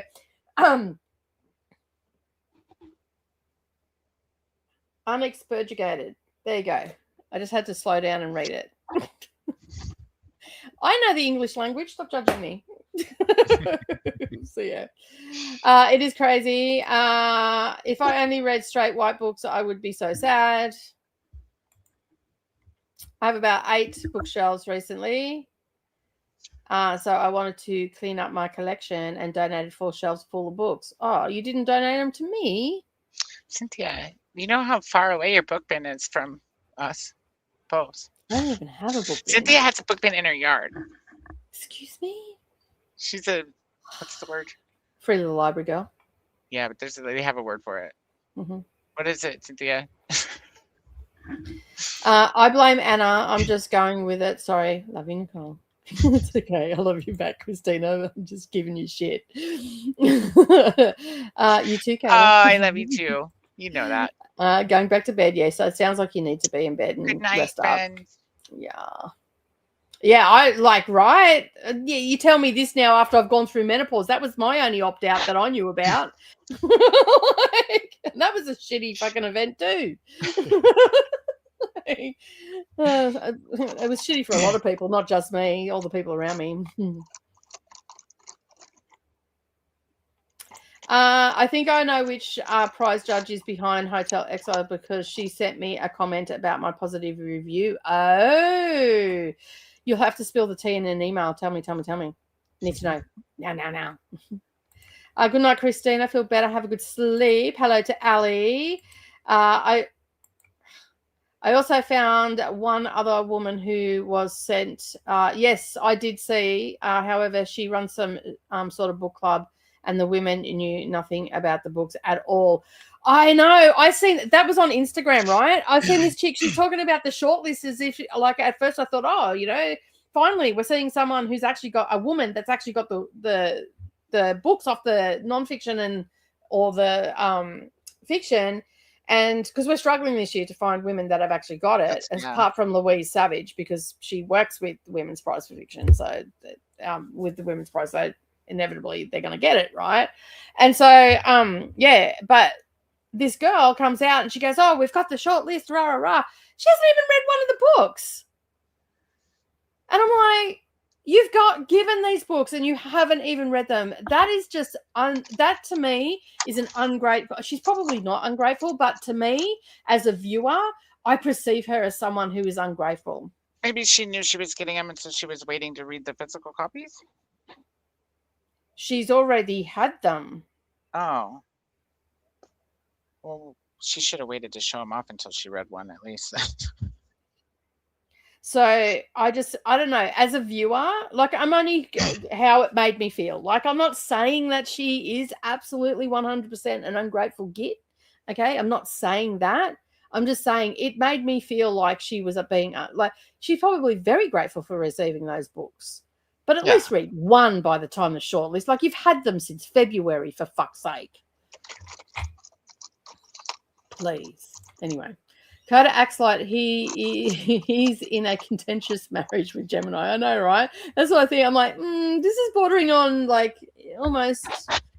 No, see what it is Gemini is my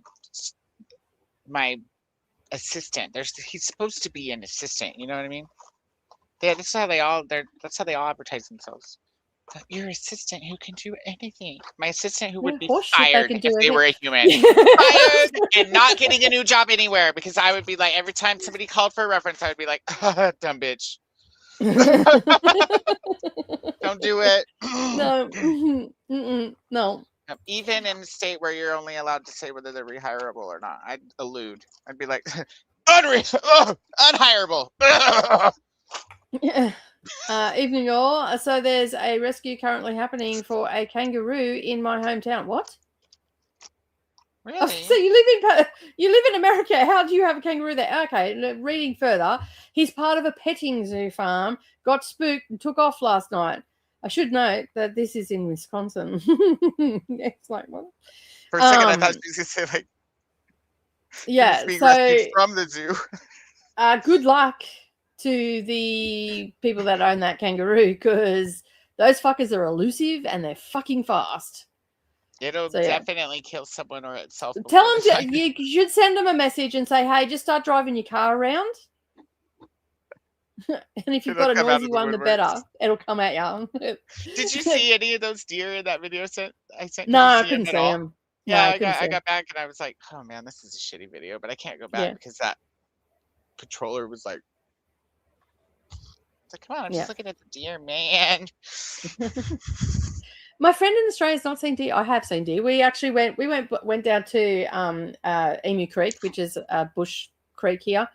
To see if we could kayak down it and all the rest of it. We weren't going back there because like it was just fucking. It's probably running now, but when we went down, it was pretty lame and it's hard to get down there. But anyway, when we went down there, we were driving. There was this like all this deer running through the bush down there. So I was like, there was babies.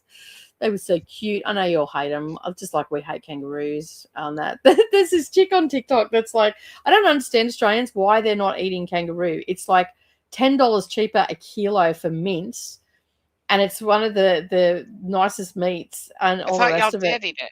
Yeah, but not collectively. There's not a lot of people that are eating it. Oh, okay. Yeah, and I eat it. I don't give a fuck if it's on my plate and it tastes good. I'm eating it. I want to try it. I think the only thing I would be able to try is probably like cat and dog. I don't know that I would want to. Kangaroo? No, like cats and dogs are off the table for me. Oh, off the table, yeah. Yeah, but would you know? I mean, probably not, unless it meowed at me as I bit into it. But... Like, if someone just served it up to you, would you actually know? Like, I don't know. Would you know if somebody served you up some human? I don't know whether I'd know or not. You probably would. You'd be like, God, this tastes like red 40, but there's no red 40 in this, is there? Oh fuck, it's Coda. Just serve me American. I'm starting to break out. I've got a headache. Fucking Jesus Christ. What American shit did you just give me? James Baldwin novels have gay elements in them. Nice. Good to know. Oh, cool. Yeah. Good to know that. I've noticed a connection between the booktubers who won't read BIPOC and LGBT books and those who won't show up for fellow BIPOC and LGBT booktubers when they do readathons and collabs. That's way different, you know? Yeah. Yeah. Look, you're always going to get, there's always going to be division in communities. Okay. There's always going to be that division. And it's okay to, it's okay to have your taste or distaste. Just still be an asshole about it. That's all I ask. It. Right, yeah. And where should I start with James Baldwin? At the beginning. Which is? I don't know.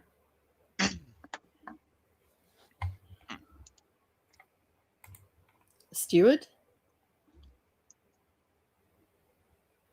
I don't think that's relevant to.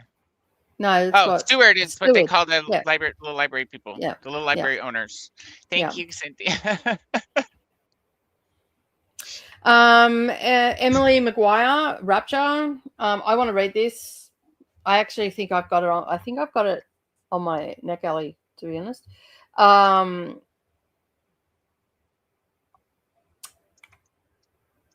I've heard really good things about Emily McGuire. She's Australian? I was just trying to think. That's why I stopped. I'm like, is she Australian? Yeah. Yeah. Cool. That's a beautiful cover for Rapture. It's got a peekaboo in it. Mm-hmm. Peekaboo with the actual eyeball peekabooing. I'm pretty sure I may have. Damn, Chris slipped into the. No, I got declined. I did request it, but I got declined. Is it still for request? No, it archived last year in March. This time, actually, exactly October, 1 year ago today, it archived. So yeah. Oh wow, that was late then, because it came out in October of 24.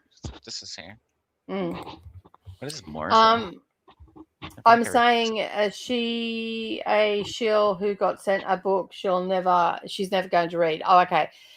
She knew nothing about the books that she was sent weeks ago, and they were all in pristine condition. Yeah, that's the same one that we were looking at. I just seriously, I should just send a message. Hey, if you're not going to read those, can you just send them? I'll pay the postage. Apparently, it's illegal to own one in Wisconsin. They have an area narrowed down to help with the drain. Also 38 Fahrenheit right now. So hopefully he'll want to go home where it's warm. Well, we do have snow and stuff here, and they live there as well. They live everywhere. They're very adaptable animals. Although they do actually have their own little family planning. If it's drought conditions, kangaroos won't actually have babies. So yeah. Or if the conditions aren't right, they won't actually have babies. So I think they're one of the few animals that actually have self-regulated breeding. Apparently his kangaroo friend that didn't escape is named Kenny. That is such a Aussie name. Kenny steady on the right. Kenny the kangaroo. It's Little nice on homie my dinner plate. Kenny. Hello, Jamie. Jamie. Shared the excitement in Coda's Discord. I shall. Coda should read Tender is the Flesh. You've already read that, haven't you? No, but I have No. it. Yeah, I have it. Mhm. It's I think. Hello, Jean. Welcome on in. I think I have it. It came in that. Remember when I was all excited and got that pack of horror novels off of eBay for like really good deal? Yeah. And then 2 of them became yours because I already had them. But it Yeah. was just too good of a deal not to get one. Yeah, The yeah, duplicate I too. remember. Yeah. Anne said with James Baldwin, start with Okay. go tell it to the mountain. I've actually heard that before as well. Other Okay, people have said that as well too. I'm putting it on the list. Go tell it on the mountain. Don't put that in my fucking head. I will just.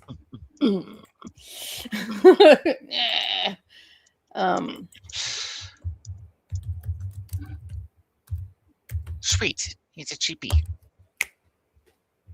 Oh, they have a.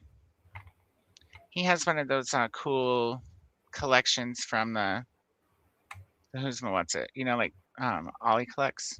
Mm-hmm. What is the name of those things? Books. The collected. No, like it's the collected essays by. Forget the publisher.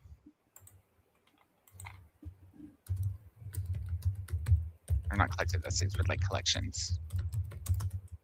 Comprehensive style. I'm just gonna Go Tell It on the Mountain. Ooh, what else is in my cart? Oh my goodness. Molly's here. Hello, Molly. Welcome on Molly! in. That's interesting about kangaroos, though it makes sense why they would do that during difficult times. Yeah. And when the baby is born, they're like almost like a bean size when the baby is born, and they make their way up into the pouch and they suckle in the pouch. So when you see them, they're months and months old when you start to see the Joey poke their head out of the pouch. No, so yeah. Cute little old Joey. Yeah. So yeah. I have all sorts of little tidbits that I just like throw out. Must drive my friends fucking crazy. I've even said that to them. Must really piss you guys off, like my friends that I meet up with on Friday night. Must really piss you off the shit that I come out with, because like they'll say something and I'm like, oh yeah, like in this, and then throw out a little tidbit. And they're like, they just sort of just look at me and I'm like, yeah, I'm sorry, I don't know where I picked that information up from, but I picked it up somewhere evidently because I know it. And let me just fact check that. Yep, yeah, it seems to be right. So yeah. And I just don't use one source for fact checking either. So yeah, before anybody comes at me, I do not use Google as the be all and end all, especially don't use Gemini. Because, I'm learning from my best mistakes. You still got to use them. You got to use them up. Make him tired. That's what I tell him too when he starts fucking up. I'm like, oh, you must be tired. You need a nap? I'll come back later. Chris says, I'm upset on Nicole's behalf because Nicole puts in the work. I'm also upset on the plot along's behalf as well. Yeah, same. I'm more upset for them than I am for me. They never get sent books, but the white boys got sent books. Hello, Jean and Jamie. I love it. It's so positive. I'm hoping that I'm putting the right amount of sarcasm and inflection in my voice there for you, Chris, too. Like I want to make it right for you, man. His biography, Baldwin, A Love Story by Nicholas Boggs, is very good. Love Story by Nicholas Boggs is by Baldwin. I'm sure it's his biography. So yeah.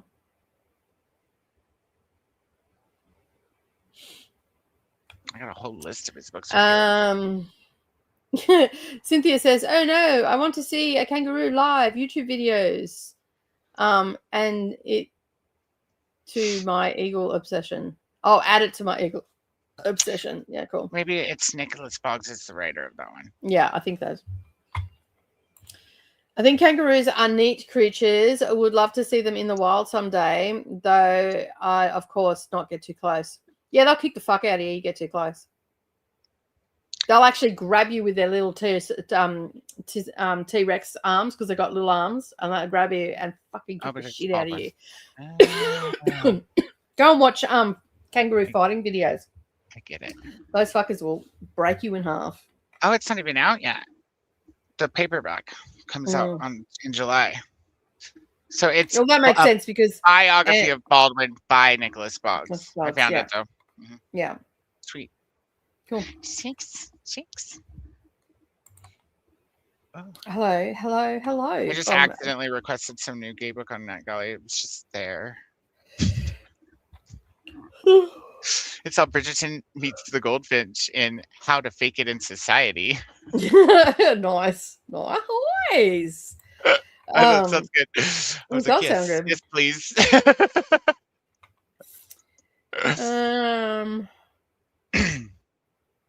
Oh. It's by KJ Charles, if anybody is interested. When did I get approved for that? I just got approved for that. Who was it that was like, this looks like a book for you, Coda? I'm not going to try to guess because I don't remember who exactly said it, but the one I requested last time on Sprints, I was like, okay, sure, I'll request this. It does kind of sound up my alley. It's The Summer Fun Massacre. Nice. Yeah. They said, okay. I'm at 55%. I have actually gone down a percentage. But that'll change because I'm in May. I'm just going to read all the audiobooks that I have, which are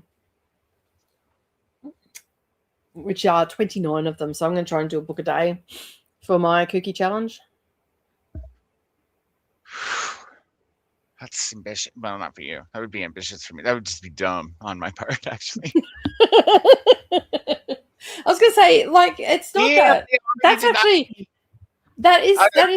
Just kidding. I was like, that is like, that's subdued for me. Like, that is like, yeah, that's only 29 books in a month-long read-along. That's not a lot, especially when it's around arcs, because what did I do last time? Like 50? Yeah. 45, something like that. Something fucking ridiculous. You went cray. I went hard. That's you. I've seen videos of kangaroos fighting and kicking the crap out of humans who were dumb enough to get too close, especially with babies nearby. No, they're just pissy all the time. They'll hold your dog hostage. Yeah, it's mostly male ones. Oh, when I went out to the dam, I've actually never seen a kangaroo swim before in real life. And when I was out at the dam, there was a big buck that was, I think that's what they call him. That he was swimming across, and I'm like, I wonder why he's swimming across. He could have just hopped around because it was like an odd place for him to cross. And then I looked over in the bush. I'm like, he's gone to the ladies. That's why. So his mob was over there, so he went over and took it. Like, they're not fast swimmers, but he still swam over, and yeah. But I would not get close. I woke up to kangaroos. Like, I opened up the screen on the van, and there was a couple of kangaroos down the water. For the most part, they jump off. They go away from you. But if you could try to grab one, they're going to defend themselves like any wild animal. So we went to Belize. We held sloths. Sloths are so cool.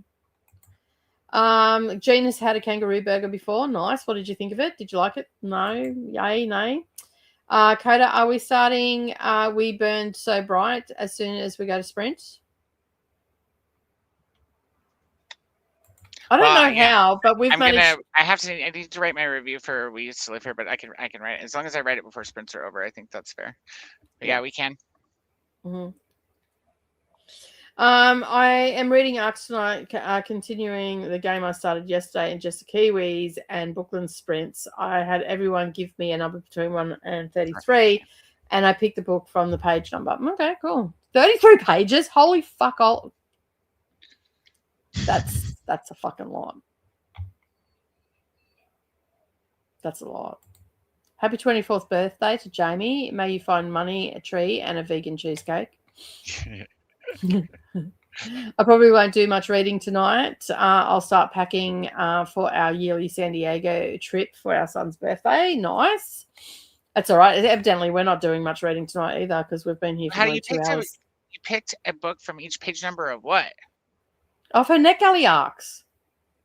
Oh, there's 33 pages. That's why I went, holy fuckola. Like, what the hell?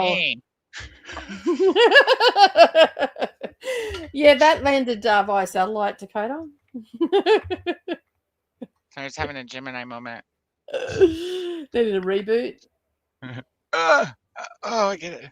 Dakota, look up my Breckenridge film. You need to see it. You won't believe your eyes. It's something. Shaking my head.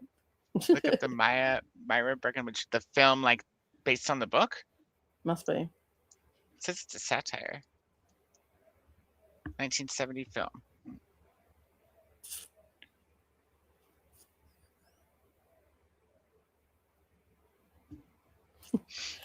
Tonight I'm starting a book from page 18, The Trader by Kobo Abe, says Jamie, and says I was fine with the sloths, not the iguanas who jumped on me. No, iguanas have got quite sharp claws too.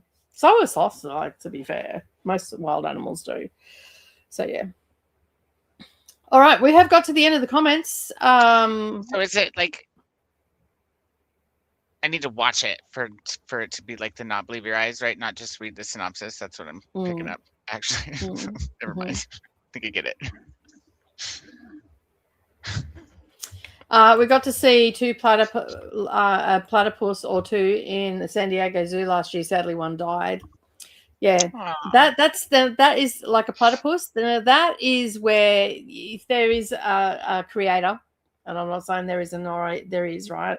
There's creator. He was having a bad day when he created the platypus. And did you know that platypuses are actually deadly? They're venomous.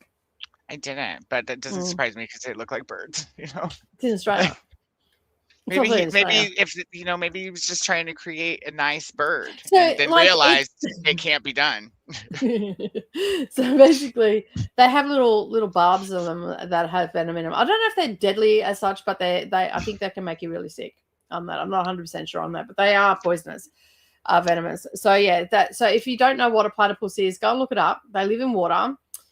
They have a duck's-like bill. They've got webbed feet. They are a marsupial, and they are they've got like a beaver tail. Yeah, it's just a like somebody. It is like someone. Like they were at the factory, got all the and animals. he was stepped out for a minute, and somebody was like, "Yeah, someone got all the animals, put them in a jar, shook it up, and a platypus came out." Ta-da! Yeah, no one knows it's venomous. It's pissed off. Yeah, fully. So yeah, like most things here in Australia. That's why American possums are evil and ugly and mean, and yours aren't. Maybe they got shipped here.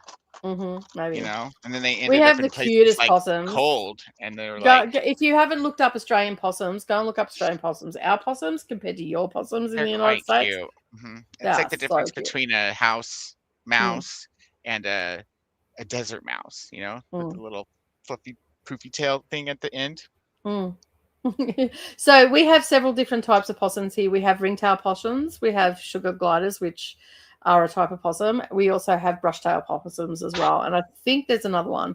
And same as kangaroos, there are different types of kangaroos as well. Like there are kangaroos, you've got your desert ones, and you've got your ones that are on the east coast. You've got rock wallabies, which look like kangaroos, but they're not actually kangaroos. They're a wallaby.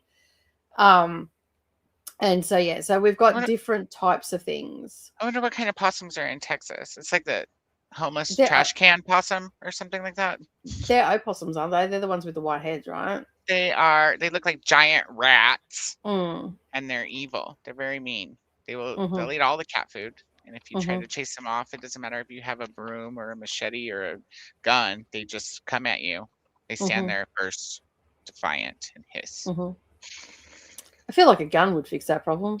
Like you've got plenty of them. You'd over have there. to shoot it though. Like threatening it doesn't do anything. Yeah, you probably shoot next to it. If you didn't hit it, it would probably still stand there and shoot go. First, ask questions later, right?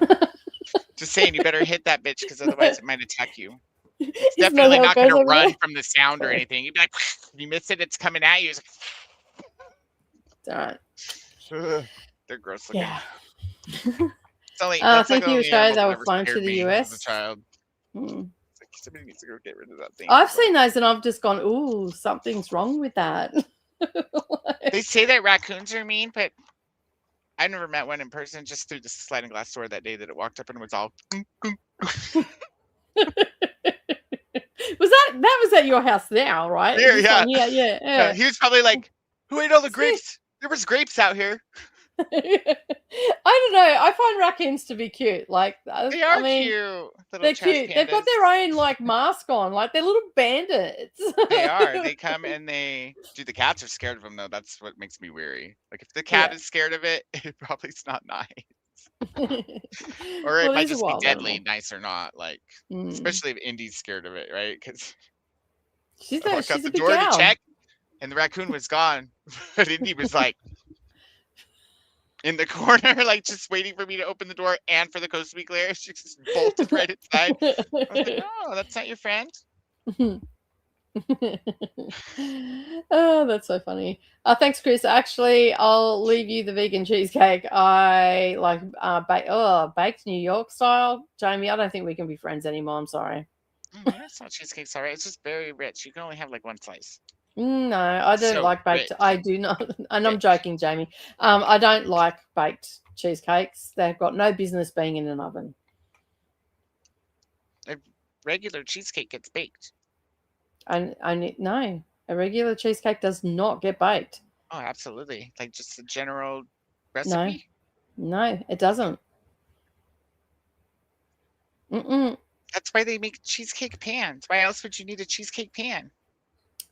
They don't, so you can pop them open and take the pan away, and you can serve it on a platter. A cheesecake, a New York style cheesecake, is baked. Regular cheesecake is not baked. It is made with melted butter and crushed biscuits for the crust, which is put into the oven. Yeah.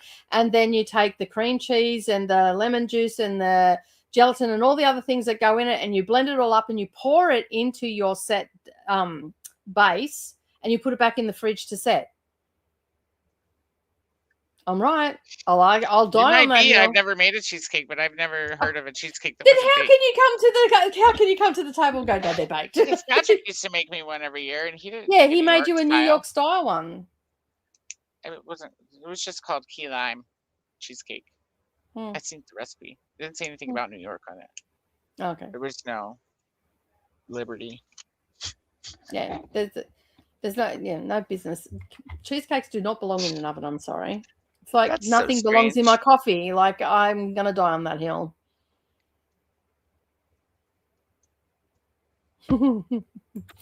Okay, but the shoebill stalk, terrifying. I don't even know what that is.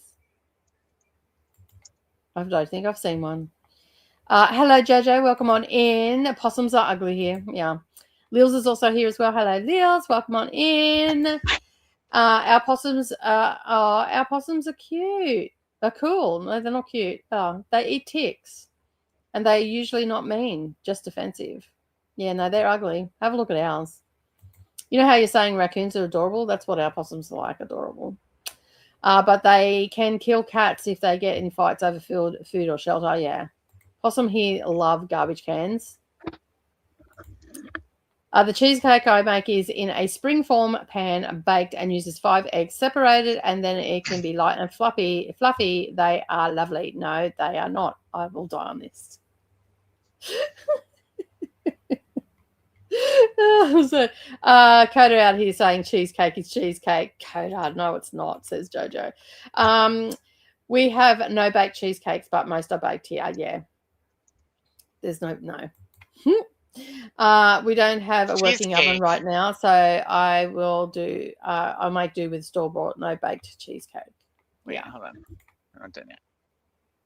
Who knew my innocent comment would start the cheesecake wars of March 2026? Love it. You love all the drama that you create, Chris. You know what we should have for like we should have like a reunion dinner party online, and we should have chicken burgers and cheesecake. Don't get me started on the fucking cheeseburger. You're all fucking wrong. It's like the Southern Hemisphere versus the Northern Hemisphere on this one. It's like Yeah, I dare you to walk into a shop here and ask for a chicken sandwich. It's going to be a whole lot different than you expected. But anyway, moving on to bringing up the timer. Because we have got to that point where we're going to do a 2-hour sprint because you girls got to film, and it's just the way we're going to roll today.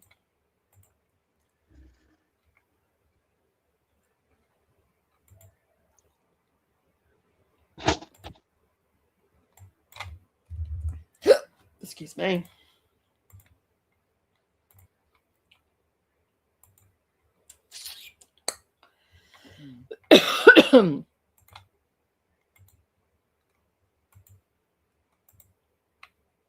Oh, that's not going to work.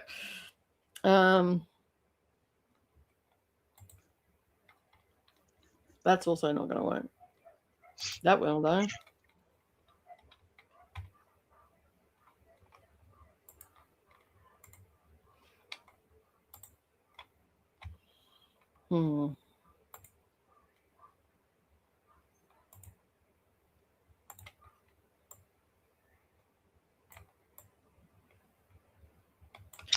Cheesecake originates in ancient Greece. Mm-hmm. I knew that. Come on.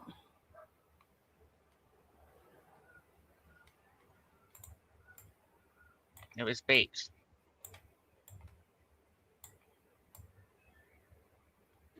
Originally, cheesecake was baked first.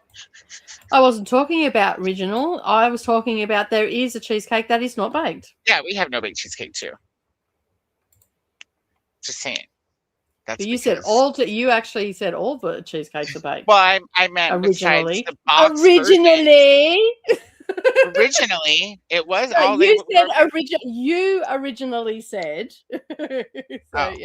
Yeah. Well, I forgot to say originally. Is that what you're saying? No.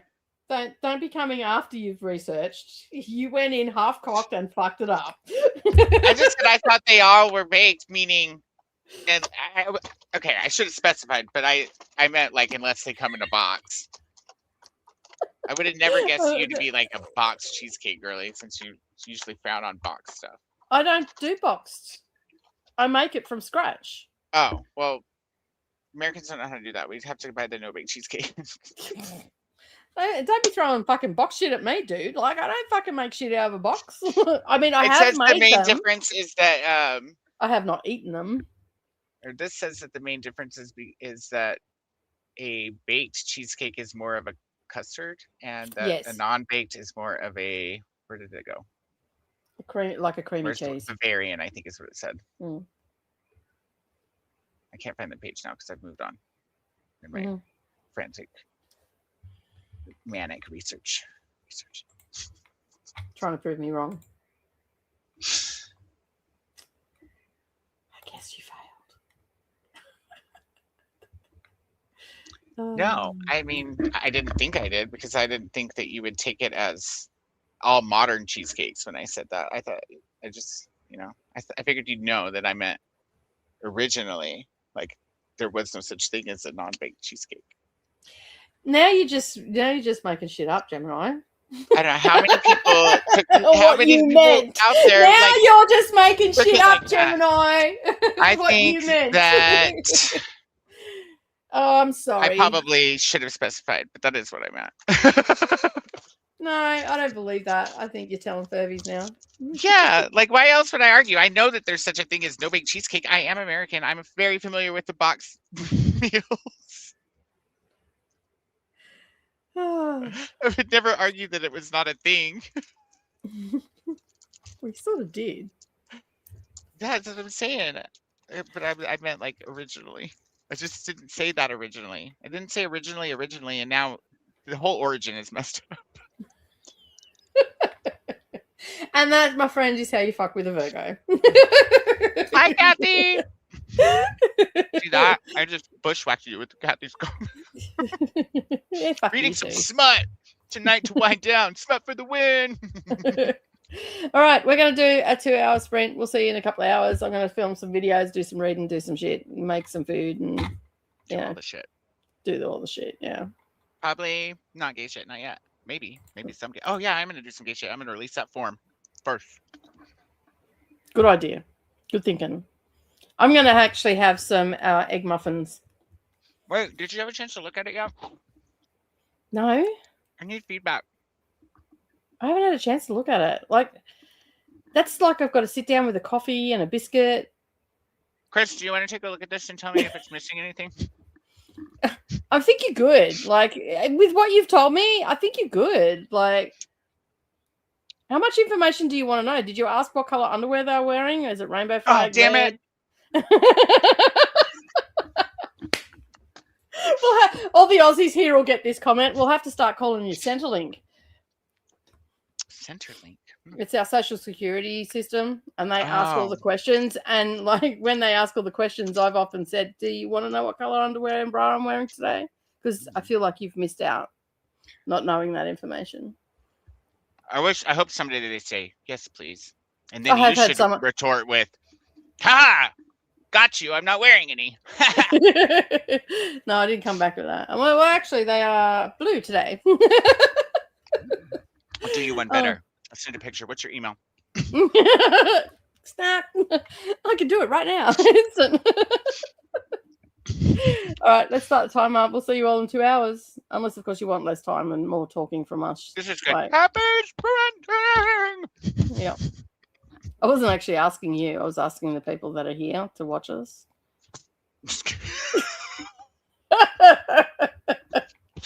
Actually, that came across a little bit snarky, didn't it? Actually, I don't give a flying fuck what your opinion is. I'm more worried about the audience. That's probably what I should have said. I mean, originally. Yeah.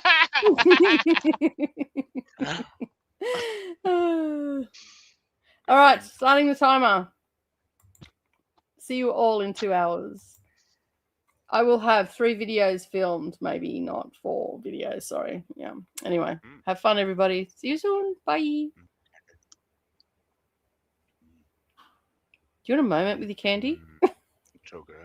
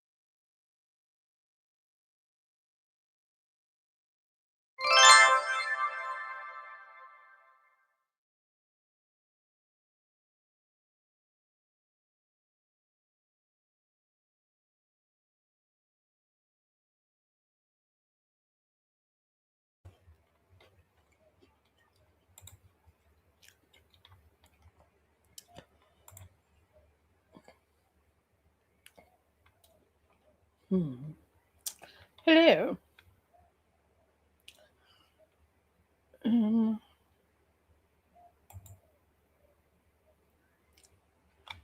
How did we all go? Sorry, I'm just trying to work things out. Media assets. There we go. That's the one I'm looking for. Move that way from there.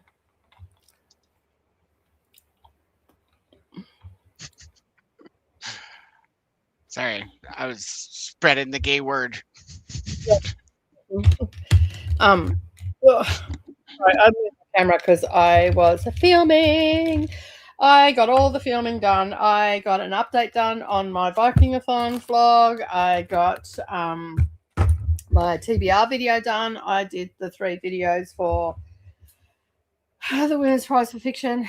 Can I nap now?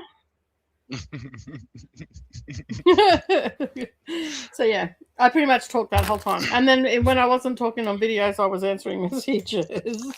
Like, I'm hungry and I want food, and yeah, so I'm eating biscuits. I made well, the form was already done, but I realized it needed a graphic, you know. So I made the logo, and then I just got done blasting everybody I know on Voxer, so I'll move on to Instagram the next spring. Haven't started my book yet, but it's okay. It's only 3 hours on 2 times speed, so. Yeah, so I did my. I was naughty, and I hadn't watched Atia's video. I have now watched Atia's announcement video because, yeah, on my list too. Yeah, and I'm like, it was in my watch list. Like, it's actually in a must watch video list. Anyway, I'm like, yeah, I just pulled all this stuff off. Then this is what I'm going to read, you know, because I found audio books for them because they're my shelf trophies, all the rest of it. And I'm like, went and watched the video. I'm like, oh crap, there's prompts. I can't just read whatever I want. I actually have to prompt it. I figured there would be prompts, but as a co-host, I probably should obey by the rules, right? I figured there would be. I have enough NetGalley books, so I'm not worried about it. Look what I get to do. Oh, nicely done. Next thing on my list is read your library TBR. Yeah. Cool. Candy. So I have officially. Oh, and I also did a seriously serious vlog for The Witcher, which I've never done. I've never done a seriously serious vlog. So yeah. I'm gonna watch that for sure because I don't even remember the first book anymore. No, well, I'm doing all the books in one vlog, so it'll be not individual videos yet. It'll be just it'll be a comprehensive one. So when that shit does drop, you'll need a coffee, some snacks, maybe a blanket, a pillow, and there's some no-dos. Translated, the decoded translation is in wine. A beverage of your choice, all the things. I still have some. So, yeah. Whatchamacallit? Some Guinness from St. Patty's Day. Oh no! I dropped it. I dropped team. So I feel very productive. Oh. So I did do my prompts. I'm doing the easy mode because I'm trying to be kind on myself. And then after I said that, I'm like, but I have these bonus books in case I get through them. I'll probably do. But to be fair, the Spring Quartet, like I'm using Autumn because I read it ages ago and I can't really remember it, so I'm rereading it. The audiobook is only 5 hours, and it says to read a book 250 pages or below 8 hours of audio. And the first one's only 5 hours, but all of them except for Summer aren't even over 8 hours. They're like 7 hours. So really, it's just, and that's at normal speed. So that whole series, I'm going to be done in a day or two. So I might as well just read them, right? With the audio. I don't know how you would have time to do things without audio. Like I don't. Well, I still read with my eyeballs. Like I'm reading this one. I want to read with my eyeballs, but I read those with my eyeballs too. Once I get caught up, Yeah. I'm gonna read some eyeball reads. Mhm. Yep. I've You got might plenty. want to put on your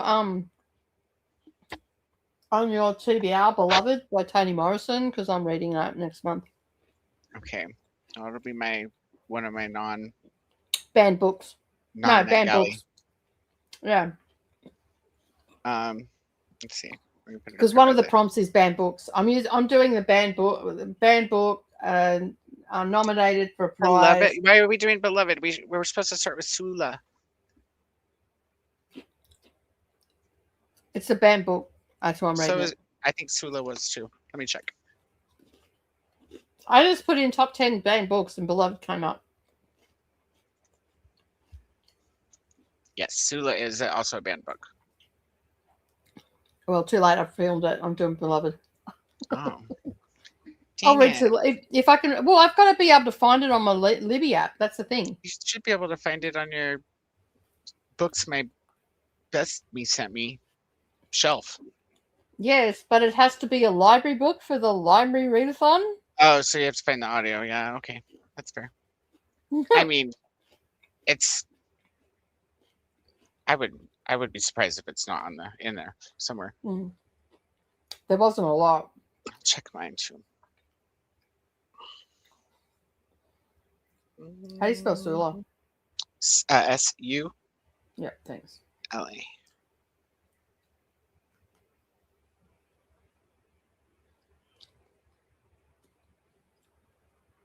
Oh, it's not available. Damn. Is it like not there at all? Like you need to do the notify me, or is it just not? No, it's I have to put it on hold. It's checked out, and there's only two. There's only 2 copies, and there's it's a 5-week wait. Oh look, my library got. I'll put How it on to hold. Kill a Guy in 10 Dates because I cool. told them to. Yeah. My library does not do that. It's probably a budget thing. Or maybe there's just enough people in this town that request the same book. I don't know. Or maybe they just like me. I don't know, but it's annoying. I meant to grab something they want you to during the break. They want you to use the library, but you don't get stuff that we want to read. Yeah, that's rude. That's why I don't go to my public library here, because I very rarely find stuff that I want to read, or I've already read it.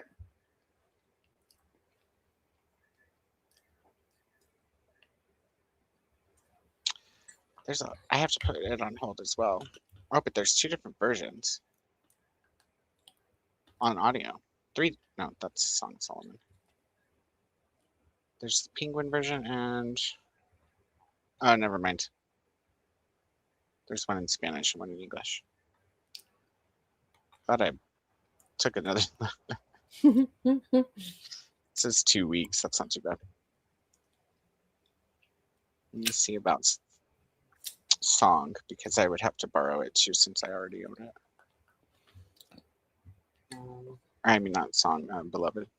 Ooh, we could everybody watch that movie with Dandy Newton. All pregnant, naked on the porch. It's like the only thing I remember about that movie from when I watched it as a kid. I was like, this is so obviously weird. That's traumatized you. It was weird. But I think now that I'm excited about it now that I'm older to read the book and then watch the film again, because I have a feeling I'll understand it. You probably understand like it in middle school or younger. Yeah, fully. I feel like that was a lack of understanding right there. Excuse me. Beloved's already ready. So I guess mine's on hold. I still have to wait for it. I'm gonna hold off on it because it'll probably be on Hoopla too. Oh, I should have checked Hoopla for Sula.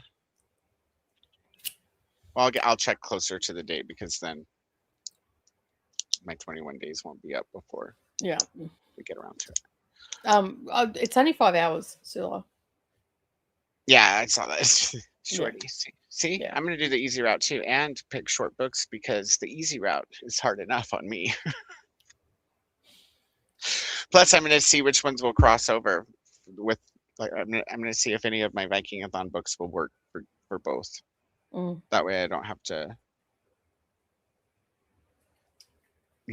extend my TBR for the first half of April if I don't have to. No, well, I figured that I'll be able to get those 5 books done, like the actual books done for April. That, like, I've still got 4 days left of March, and I'm hoping to have A Secret History finished by tomorrow. I'm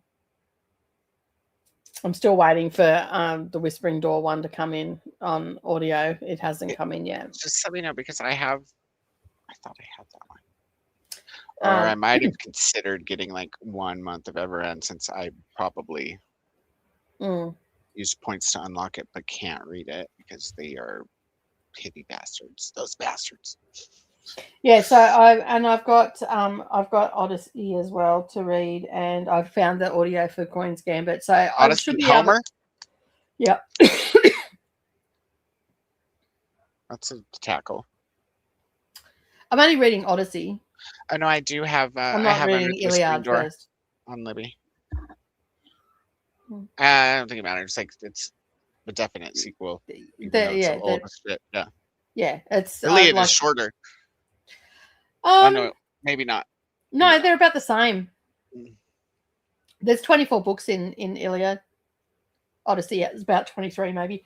I can't remember. Let me just have a look.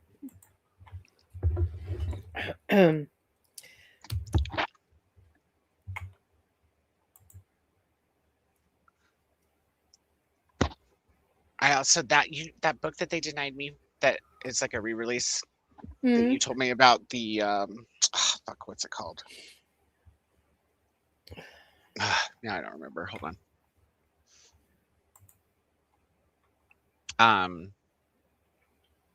All Them Dogs. Yeah. It's been put back on NetGalley, so I was able to request it again. Yeah. And then I requested Bathhouse, like Haus, which on audio, because that, I don't know, I think I read the synopsis on Amazon or something. It's on my Amazon wish list on paperback. It just sounded good.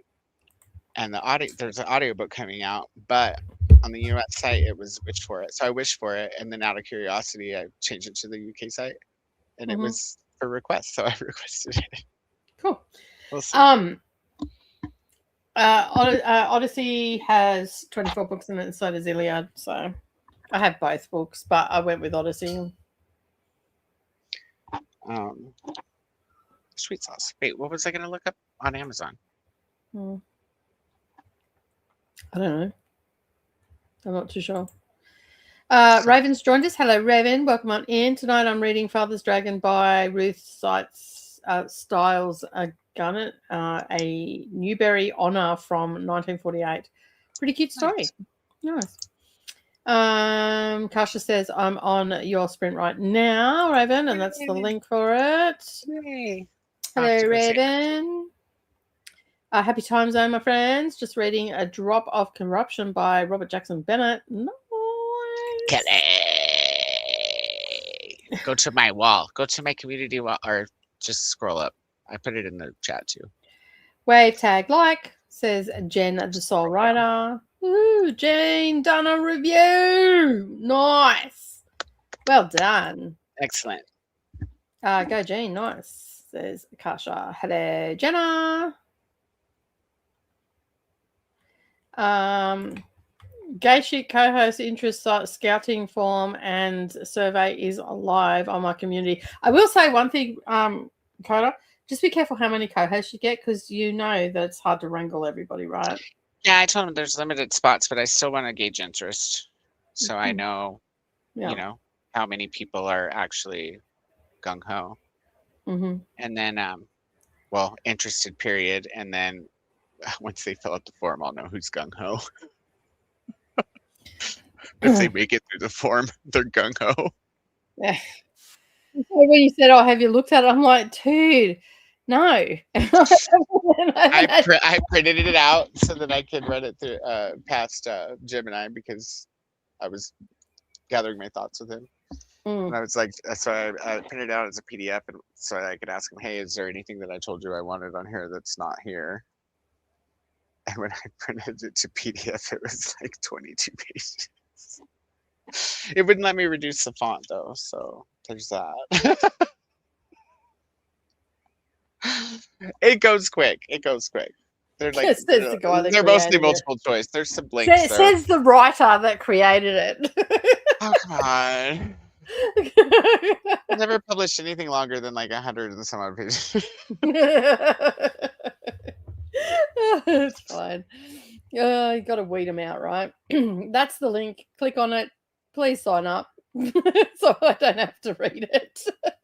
Because I'm already signed up. I don't have to sign up, do I? You don't. The questions are mostly about like your preferences as a co-host, and then there's also your preferences as to like what are your favorite types of readathons, and what does that entail, and what do you like to see and what do you not like to see, kind of stuff. And then there's one question that's not mandatory, and I did ask everybody, like, what where do you land on the rainbow spectrum? You don't have to answer, but I'm just curious. I want to get a mix. I want everybody to have some rep if possible. That's I'm fair. excited. And the logo looks fucking cool. Did you see that? I sent it to you on Facebook. Yeah, I hearted it. Didn't you get my heart? No, I was too busy boxing everybody that I know, like, hey, gay shit. Hey, gay shit. Gay shit. Jojo has become a new member. Jojo! Hero Jojo! Let me write that down because I'll have to do the thing. Jojo should be already on there because Jojo's a Patreon. She's quit Patreon to come over to membership, so it should be already on the list. Fair. On that, so yeah. But you can write it down and double check. I have to update mine anyways, but because so I had the freebies drop off. I almost thought about switching it to give out the $1 membership, because maybe people would be more inclined to keep it than the more expensive one. I don't know. See, with mine, they've got an option. They can stick it, like they can stick with what they want, but they can choose a level with the Patreon, because I can't gift memberships on YouTube because of the stupid setup. Yeah, it's goopy. It should let me as a manager, but it doesn't. I checked. I would have to pay for them too. Yeah. So we're rich. Yeah. So and a membership for you, and a membership for you. Yeah, we can become Oprah. Not that I want to be really associated with her at the moment, but anyway. I mean, it'd still be cool. So you could be like Aussie Oprah, and I could be like gay Oprah. Double N Jen's here. Hello, Jen. Welcome on in. 46% into Jam Sandwich Detectives. I do love a nice cozy mystery book. Also, I did all the things. Yeah, you and me both. Jamie got to 14% in Trader. Fed all the cats. Oof, that's hectic. Heated up a frozen burrito for dinner. Nicely done. I don't think I'm going to get any reading done because Neroli is lurking in the backyard with her dog. Burrito. Made it to page 209 of 456 in Drop of Corruption. Nicely done. Nice progress. Slept for an hour. Fed the pets. 5% of the way into Wrath of Dragons. Nicely done. We'll have a good nap around here. Got to page 65, says Glenda, of both and essays by trans and non-conforming writers of colour by Dean and Michelle Norris. I'll get that out in a moment. I'm back. Dishes are done. Kids are in bed. And I have some lavender lemonade alcohol. So I'm ready to read. Nice. Welcome back, lady, from Glenda. Sounds awesome, says Kasha to the lady. Coda, I just have to say one thing to you when you start the book. Like, right, I'm assuming after I start the book. Or you would have told me already, yeah?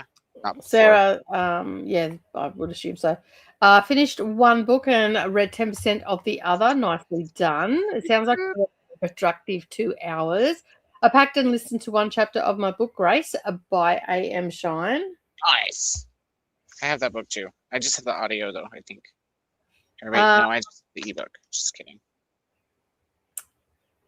For Read Your Library, I'm doing a horizontal row that starts with the graphic novel of the challenge card. Nice. Let me have a look at that.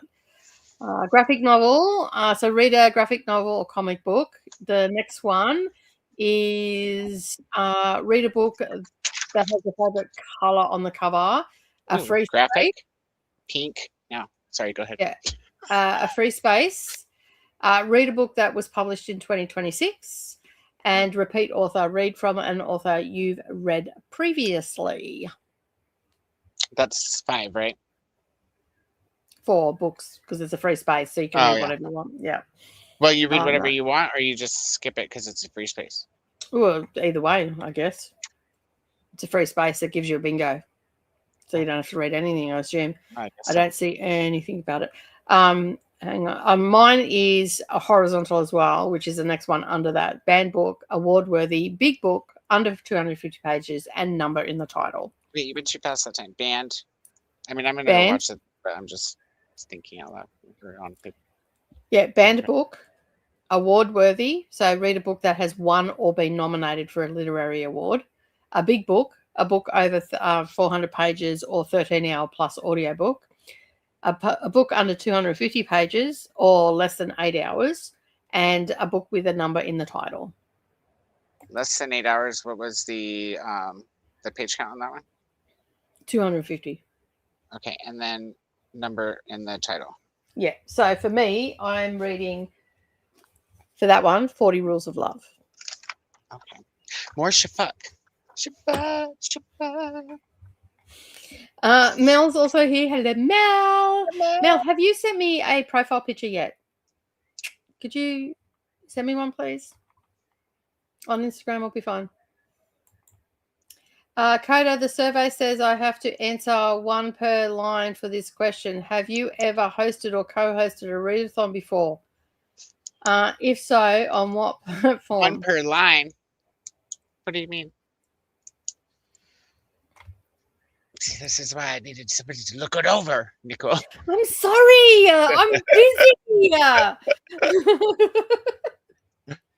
To be fair, when you asked me, I was out of service. I didn't get that message until like 10 o'clock at night. And I'm like, oh, fuck.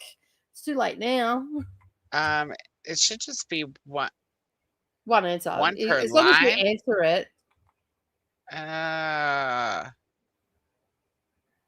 It's not supposed to be like that. It's supposed to be like pick the one spot where it fits, but I didn't know that's how that works. We can update it and it'll update it for everybody, won't it?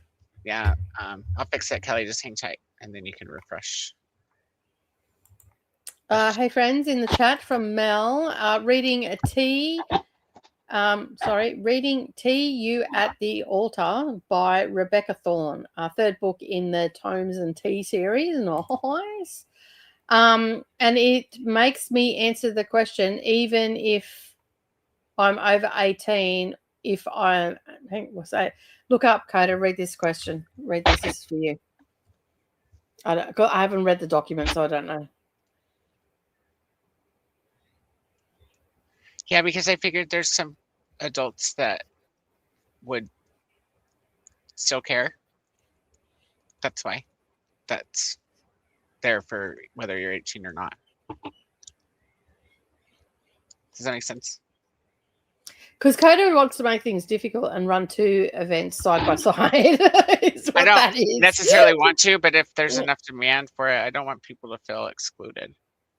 So and it's just a survey. Like I said, it doesn't mean that there will be one. Just gathering information, not just for this year, but also for future years. Mm-hmm. Okay, let me. Interested in hosting for Gabies? Yeah. Question mark. Under 18 people. What? I can't believe that's how this works. That's so dumb. I can change it to check marks. Maybe will that work? That will work, right? But change it to short paragraph, and then they can just separate by a comma.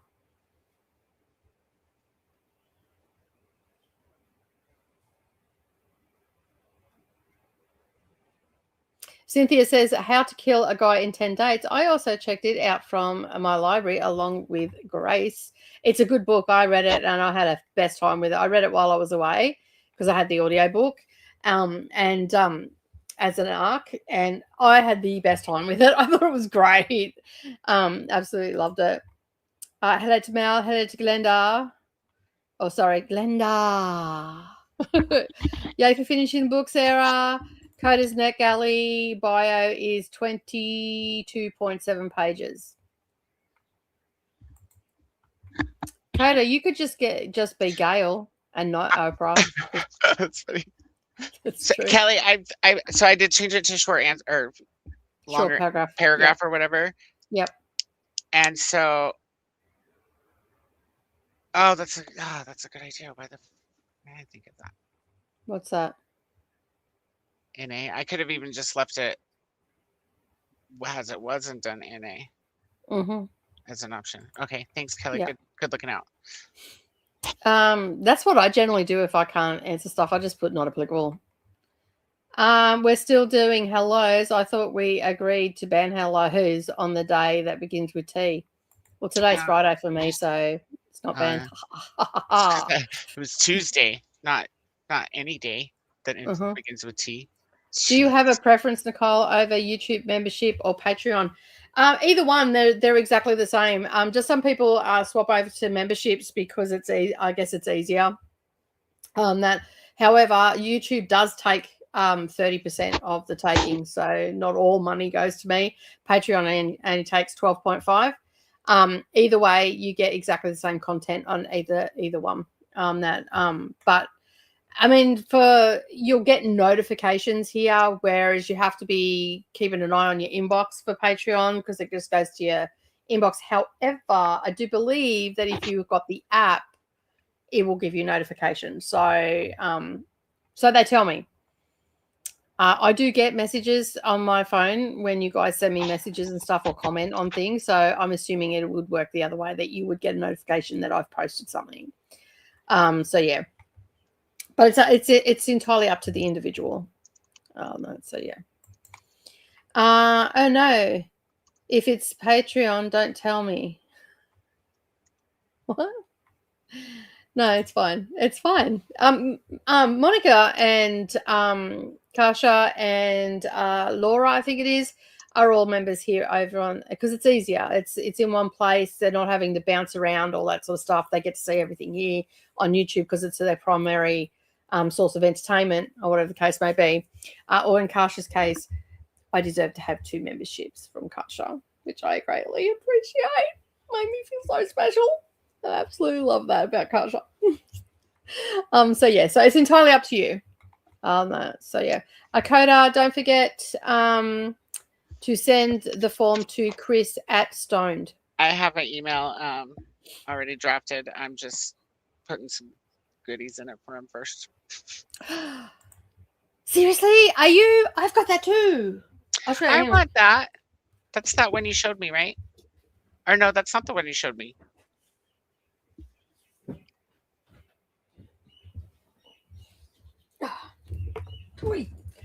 So I have this. That's the wrong one. Doesn't fit my ear. I have this too. And these Violent Delights. Oh, I have that too. And Language of Limbs. I have that, but not in paperback, which is sad. And I have that. This whole stack right here. Yep. It's LGBTQIA. Yeah, I've got a shit ton more on my Kindle, and I've got a shit ton more in my and I've got some down at Kiani's place, so I've got to send a thing down to Kiani so she can send me my books back. That's not all of them. I'm not done organizing yet, so. No, nor have I. I've also got I'm still pulling stuff out for gay shit that I've got. I also have that Red, White, and Royal Blue. That's there, and I'm pretty sure you sent me a heap of gay stuff too. So yeah, I got a bit. Plus I've got a shit ton on NetGalley as well. There's an option here to limit it to 1 response per column. That's what I need to do. Have you decided at Kelly if you're going to use Aria Ava's Good Girl as her how to guide for the rest of their life? I vote yes. Try sending it on Insta, but I guess it didn't go through. Oh, I might not have seen it yet. When did you send it? Sometimes I don't get stuff on Insta, so yeah. Let me have a look. If you said it in the last day, I haven't seen it because I haven't been on there this morning. No, that's the wrong one. Kooky. I got just the Kiwis. I got Chantel's, and that's all I've got. I guess it just needs to be checkboxes.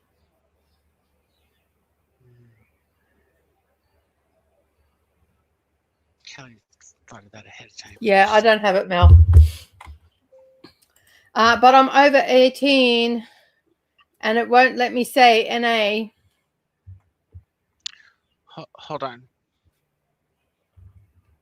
One sec.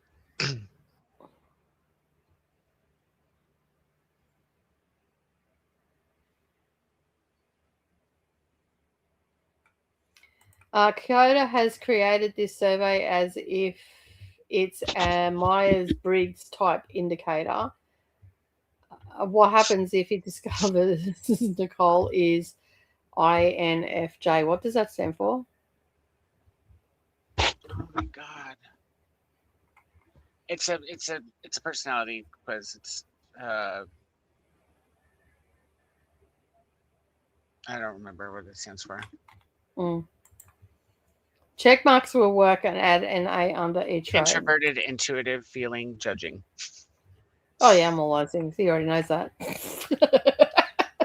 Patreon, it is. The more you get, the better. Yeah, this is true. Yeah. But either way, whatever, I'm okay. I'm just thankful that you want to support me monetarily. I really appreciate that. So either way. Kelly, I just switched it to checkboxes. So. Oh, but I need to take the one response off. Okay, I got you. Try sending it to the where you are already in, so into the Kooky server. Yeah, send it into there. In Instagram, it should work because you're already in there and people have been sending pictures. So because you're not it's not even coming up as hidden message or anything like that either. So I don't know. That's really weird on that. But Instagram is weird anyway. At times, it just I don't know. It does its own thing. So yeah. Maybe a Minnesota multifaceted personality inventory MMPI test where he can see what answers to random questions correlate together and which answers are linked with different traits. That sounds hectic. I don't understand the 18 thing, Kelly. I'll go preview it and maybe that'll help me figure it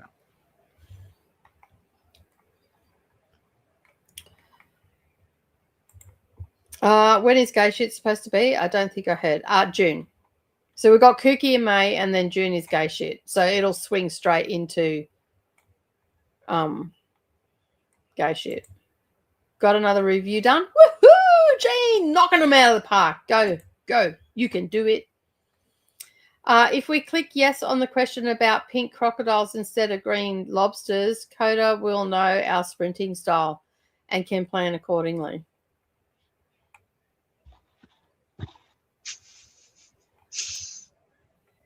Am I missing it? I need to go and read this fucking. What is the pink? This is real? Like you've got crocodiles and pink green lobsters and pink crocodiles? What the fuck is that? Is there only one page on the survey? It says 1 to 13, but when I click next, it takes me straight to page 13 and says it's complete. Oh, my frack.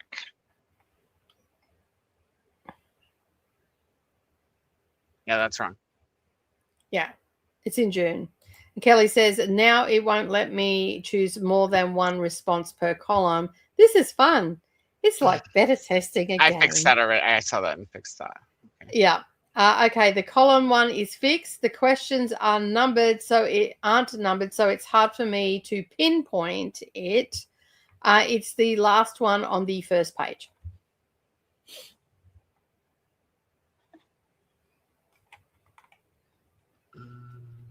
I got this. Got this. 1 second.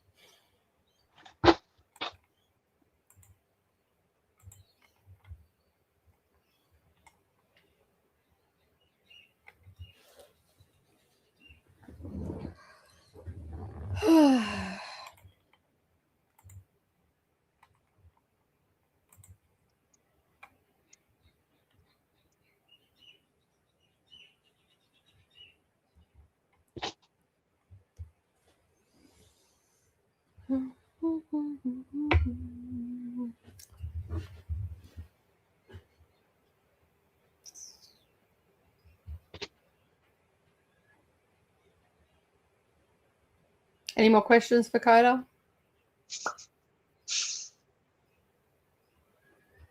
All right, we're going to go to another sprint. We've got to the bottom of the comments. Kelly, if you need to get hold of Coda, either Facebook, Instagram, or Voxer, I don't know if you've got him on Voxer, or Discord Messenger. I know what the issue is. Kelly, back up to the 18 question and see if it skips the branch, the Gaby's question. Lady Momentous is heading off to bed. Good night, lady. Thank you for being here. I appreciate it. Don't forget to hit the like on the way out. Give it a little bit of a tickle, on that, because that helps us get seen, and we greatly appreciate it. All right, lovelies, we are going to another sprint. I'm going to start the timer, and I will see you all. I'm really hungry. I need to go and eat food. I'm going to pass out. I will see you all in an hour and 15 minutes for our final wrap-up of the day. All right. Happy reading, everybody. Coda, happy reading. Thanks. Happy reading. It wasn't meant for you to say thanks. You're supposed to do your thing, right? Anyway, we'll see you all in 75 minutes. Awesome.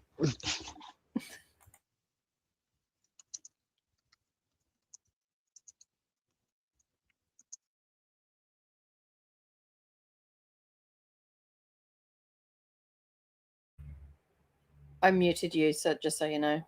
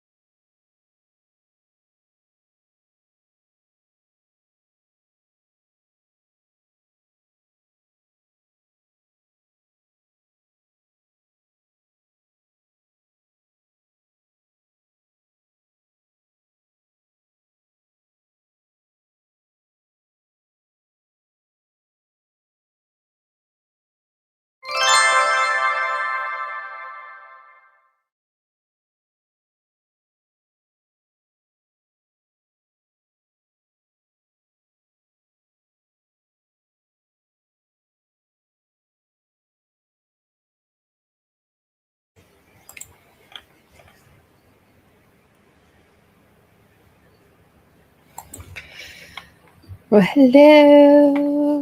We are back. How did we go during that sprint? I think it's that one. No. That one. There we go. I talked to Narrowly for a little bit and I read 43 pages. So that was pretty good. I didn't think I was going to get any reading done today. So 43 pages. I'm happy with that. This is a collection of short stories. So this is Witcher book 2. I'm playing catch up. So I don't know where everybody's at, but I'm pretty sure everybody's are supposed to be at the end of book 3, I think. I haven't checked the spreadsheet today, so I don't know where we're at. I just know I'm behind. So basically, I'm going to try and read this. I'm probably going to read this for the rest of the day. I'm halfway through. I've got 40 pages left of the first short story. So I'll probably, I've got to go and do some stuff this afternoon before everything closes up for the weekend and grab some stuff for Brendan. He's on a huge job today. He won't be home until like 10 o'clock tonight. So, there were a lot more issues. Okay. Yeah. Sorry, dude. I just didn't have time to get to it as I said, the day that you said that, I was out of service for most of the day. So, yeah. Anyway, we are wrapping up. Coda may or may not be back by the time we wrap up. But, yeah, that was our last sprint for today. We have had a bit of a chatty day. Lots of activity happening on prize lists and all that sort of stuff. So that doesn't help things, but let's have a look and see. Yes, I did see that, Jean. I hearted it so you knew that I'd seen it. I'll have a bit of a closer look at that because Narrowly was here at the time. So yeah, I'll go and have a little bit of a closer look at that inspection. I did see some of it and I sort of am avoiding anything on that topic, but that I'll have a look anyway. That I just I just struggle with that topic. That, to be honest. So yeah. Anyway, it just infuriates me, and I'd rather not be angry. That there's enough of it around. So I'll have a look though and see if I'll request. I can request. I may not get it though because it's from a publisher I've never had before. So, Glenda's saying good night to Lady Momentous and to all those who are heading off to bed. Mary joined us. Hello. Welcome on in. Anna also joined us as well, just coming in to say hi. Got a dental extraction done today, and I'm pretty tired, so about to get ready for bed. That's fair enough. Sleep that shit off. That's for sure.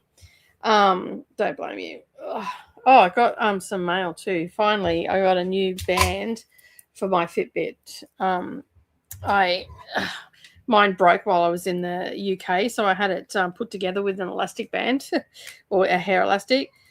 So I waited till I got home and ordered a new one. They're only $15 to replace, but they're like a bracelet, and I prefer them like that.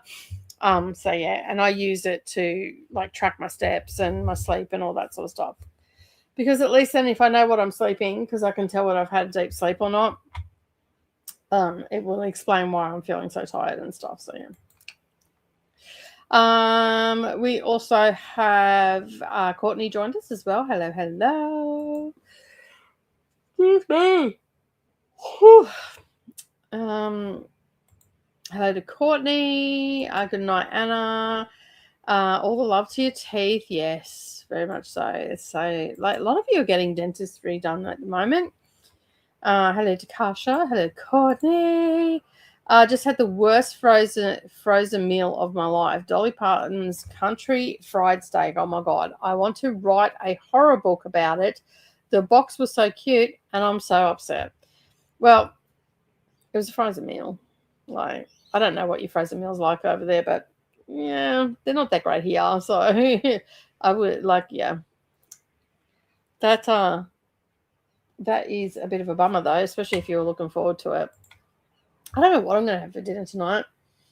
I do have pizza in there. I might have pizza. I do have chicken too. I could do I might do chicken noodles. That sounds good. I think I'll do that. I got a bit of coleslaw there. I don't know. I'll think about it. I just had lunch, so I'm not that hungry. My husband came out of his office meeting saying, "Wow, it smells like shrimp," as it was microwaving. That should have been the first red flag. Yeah, I have to agree with that. If it's smelling like fish and it's a steak, there's something wrong. Not Dolly doing you dirty. I know, right? I love it. Wait, how? I know, that's pretty sad. Hello, just Kiwi. I'm back from massive sprint. I'm just going to chill the rest of the night and watch Outlander. Finished 3 books in 2 days. Feel ya. I did 16 and 20. I don't recommend. Actually, less than 20. Don't recommend. Coda, if you're listening, just Kiwi sent you a message on Facebook, sorry. Worked on my April TBR, and that's about it. Nice. I did a bit of reading, Project Hail Mary by Andy Weir and Joyride by Susan Orlean. Nice. I loved Project Hail Mary. It was good. It was hard to put down. I just kept reading and reading and reading. So yeah. I got to page 72 of Both and. Nice. Having corned beef and veggies for dinner tonight. Tossing up if I'm going to do a mash or chips. I'd go mash. Most definitely. Oh, no. So, yeah. I got myself a new necklace too. It was like $2 from Temu. But I thought it was very cute. It's actually 2 separate necklaces. This is one. And then there's that one. So, yeah. Do you like it, Jessica? It's very nice, isn't it? You still need to read Project Hail Mary. Yeah. I read it years ago when it first came out. So, I'm pretty sure MJ from Reading This Life read it and said how good it was, and I immediately picked it up. It was because of MJ that I started reading it. I haven't seen the movie yet. I want to go and see the movie, but with the way petrol is and all the rest of it, if it's not here locally, I won't be seeing it. I'll have to wait till it comes on streaming services. It's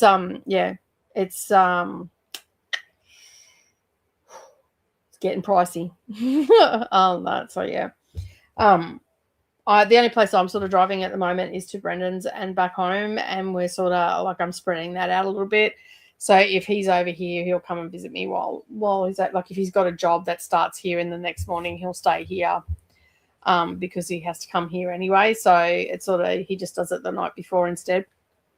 Because basically in the last week, every single day, well, not in the last week, probably in the last 5 days, 4 or 5 days, it has gone up 10 cents every day. Also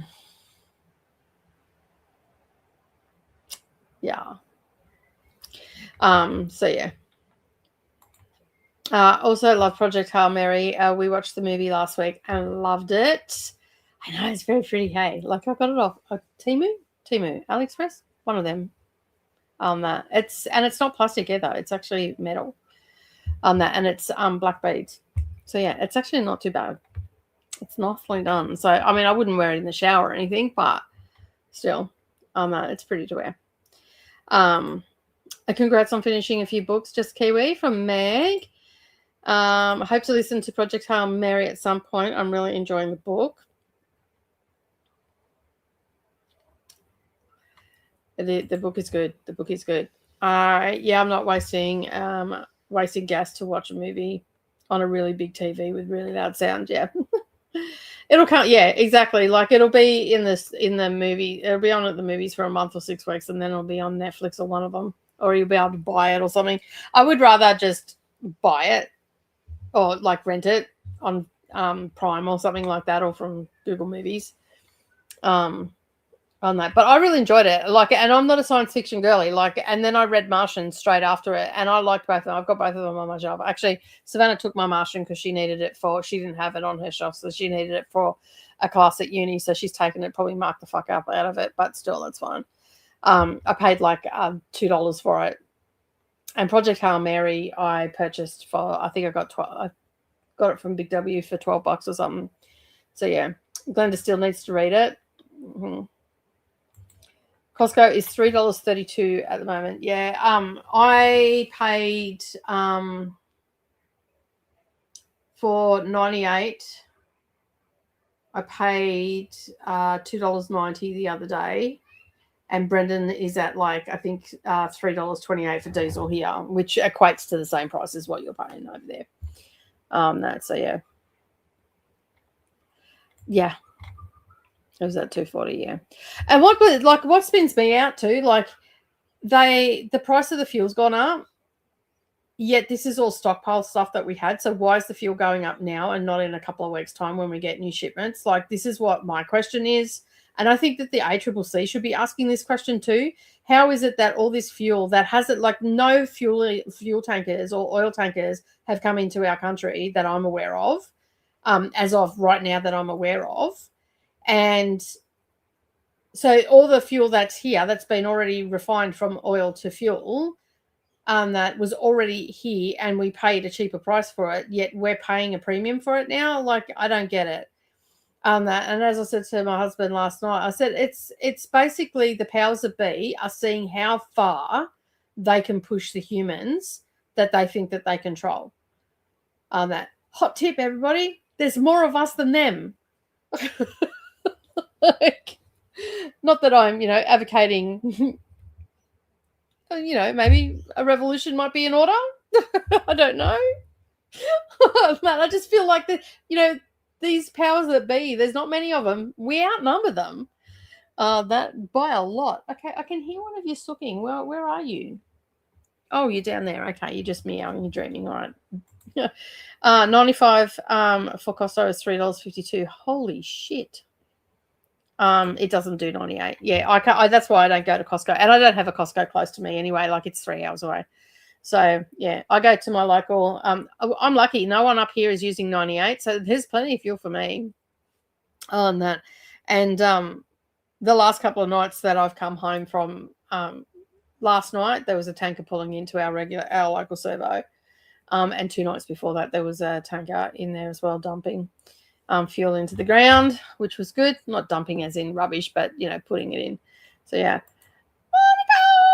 Hello. Just finished work an hour later than I should have been finishing. Just popping in to say hello. We're just wrapping up too. So I'm glad you finished work though, and thanks for popping in. Actually, none close to me does 98. Yeah. Well, you've seen my cars. I have to use 98. Otherwise, my car's doing all sorts of weird shit. and like, it can wreck it because they're all sports cars. So yeah. Hello, Monica. Hello to Glenda. And with that, we have got to the end of the comments. So we are going to say bye-bye, farewell. Thank you for being here. I'm sure Coda will say goodbye and all the things probably in the comments. But he's working on the spreadsheet. No, he's working on the form for gay shit. There was some issues, so he's working on that. I'd pop on and do some more sprints, but I'm pretty tired too. I've had a huge week. And that, so yeah. No worries. Thank you all. Yeah, I think Coda has, I'm not sure, I can't get in there, but I'm pretty sure Coda has scheduled some for tomorrow night. So hopefully you have a fun time. I am with the family tomorrow. So again, I won't be able to pop in. I mean, there'll be one day where I'll be able to pop in, but tomorrow is not that day. For all my Patreons and members, I have dropped the calendar and a newsletter of what's going on and coming up and all the things. So go check it out. It's on both platforms, so everything is there.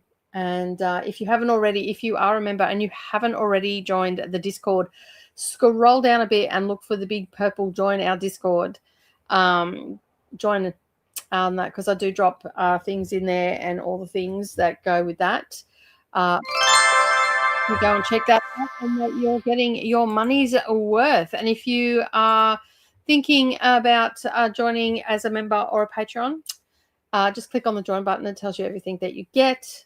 The best value for money is the top tier, because you get all of that and then everything else as well. and anything else that my little heart desires that might chuck in for a week or whatever. Extra, bonus, might have a bonus video or something like that. But anyway, thank you so much for joining me today. I'm sure Coda says the same thing. And goodbye, friends. Have a lovely day no matter where you are. And remember, keep turning those pages, and I'll see you all in the next video. Bye.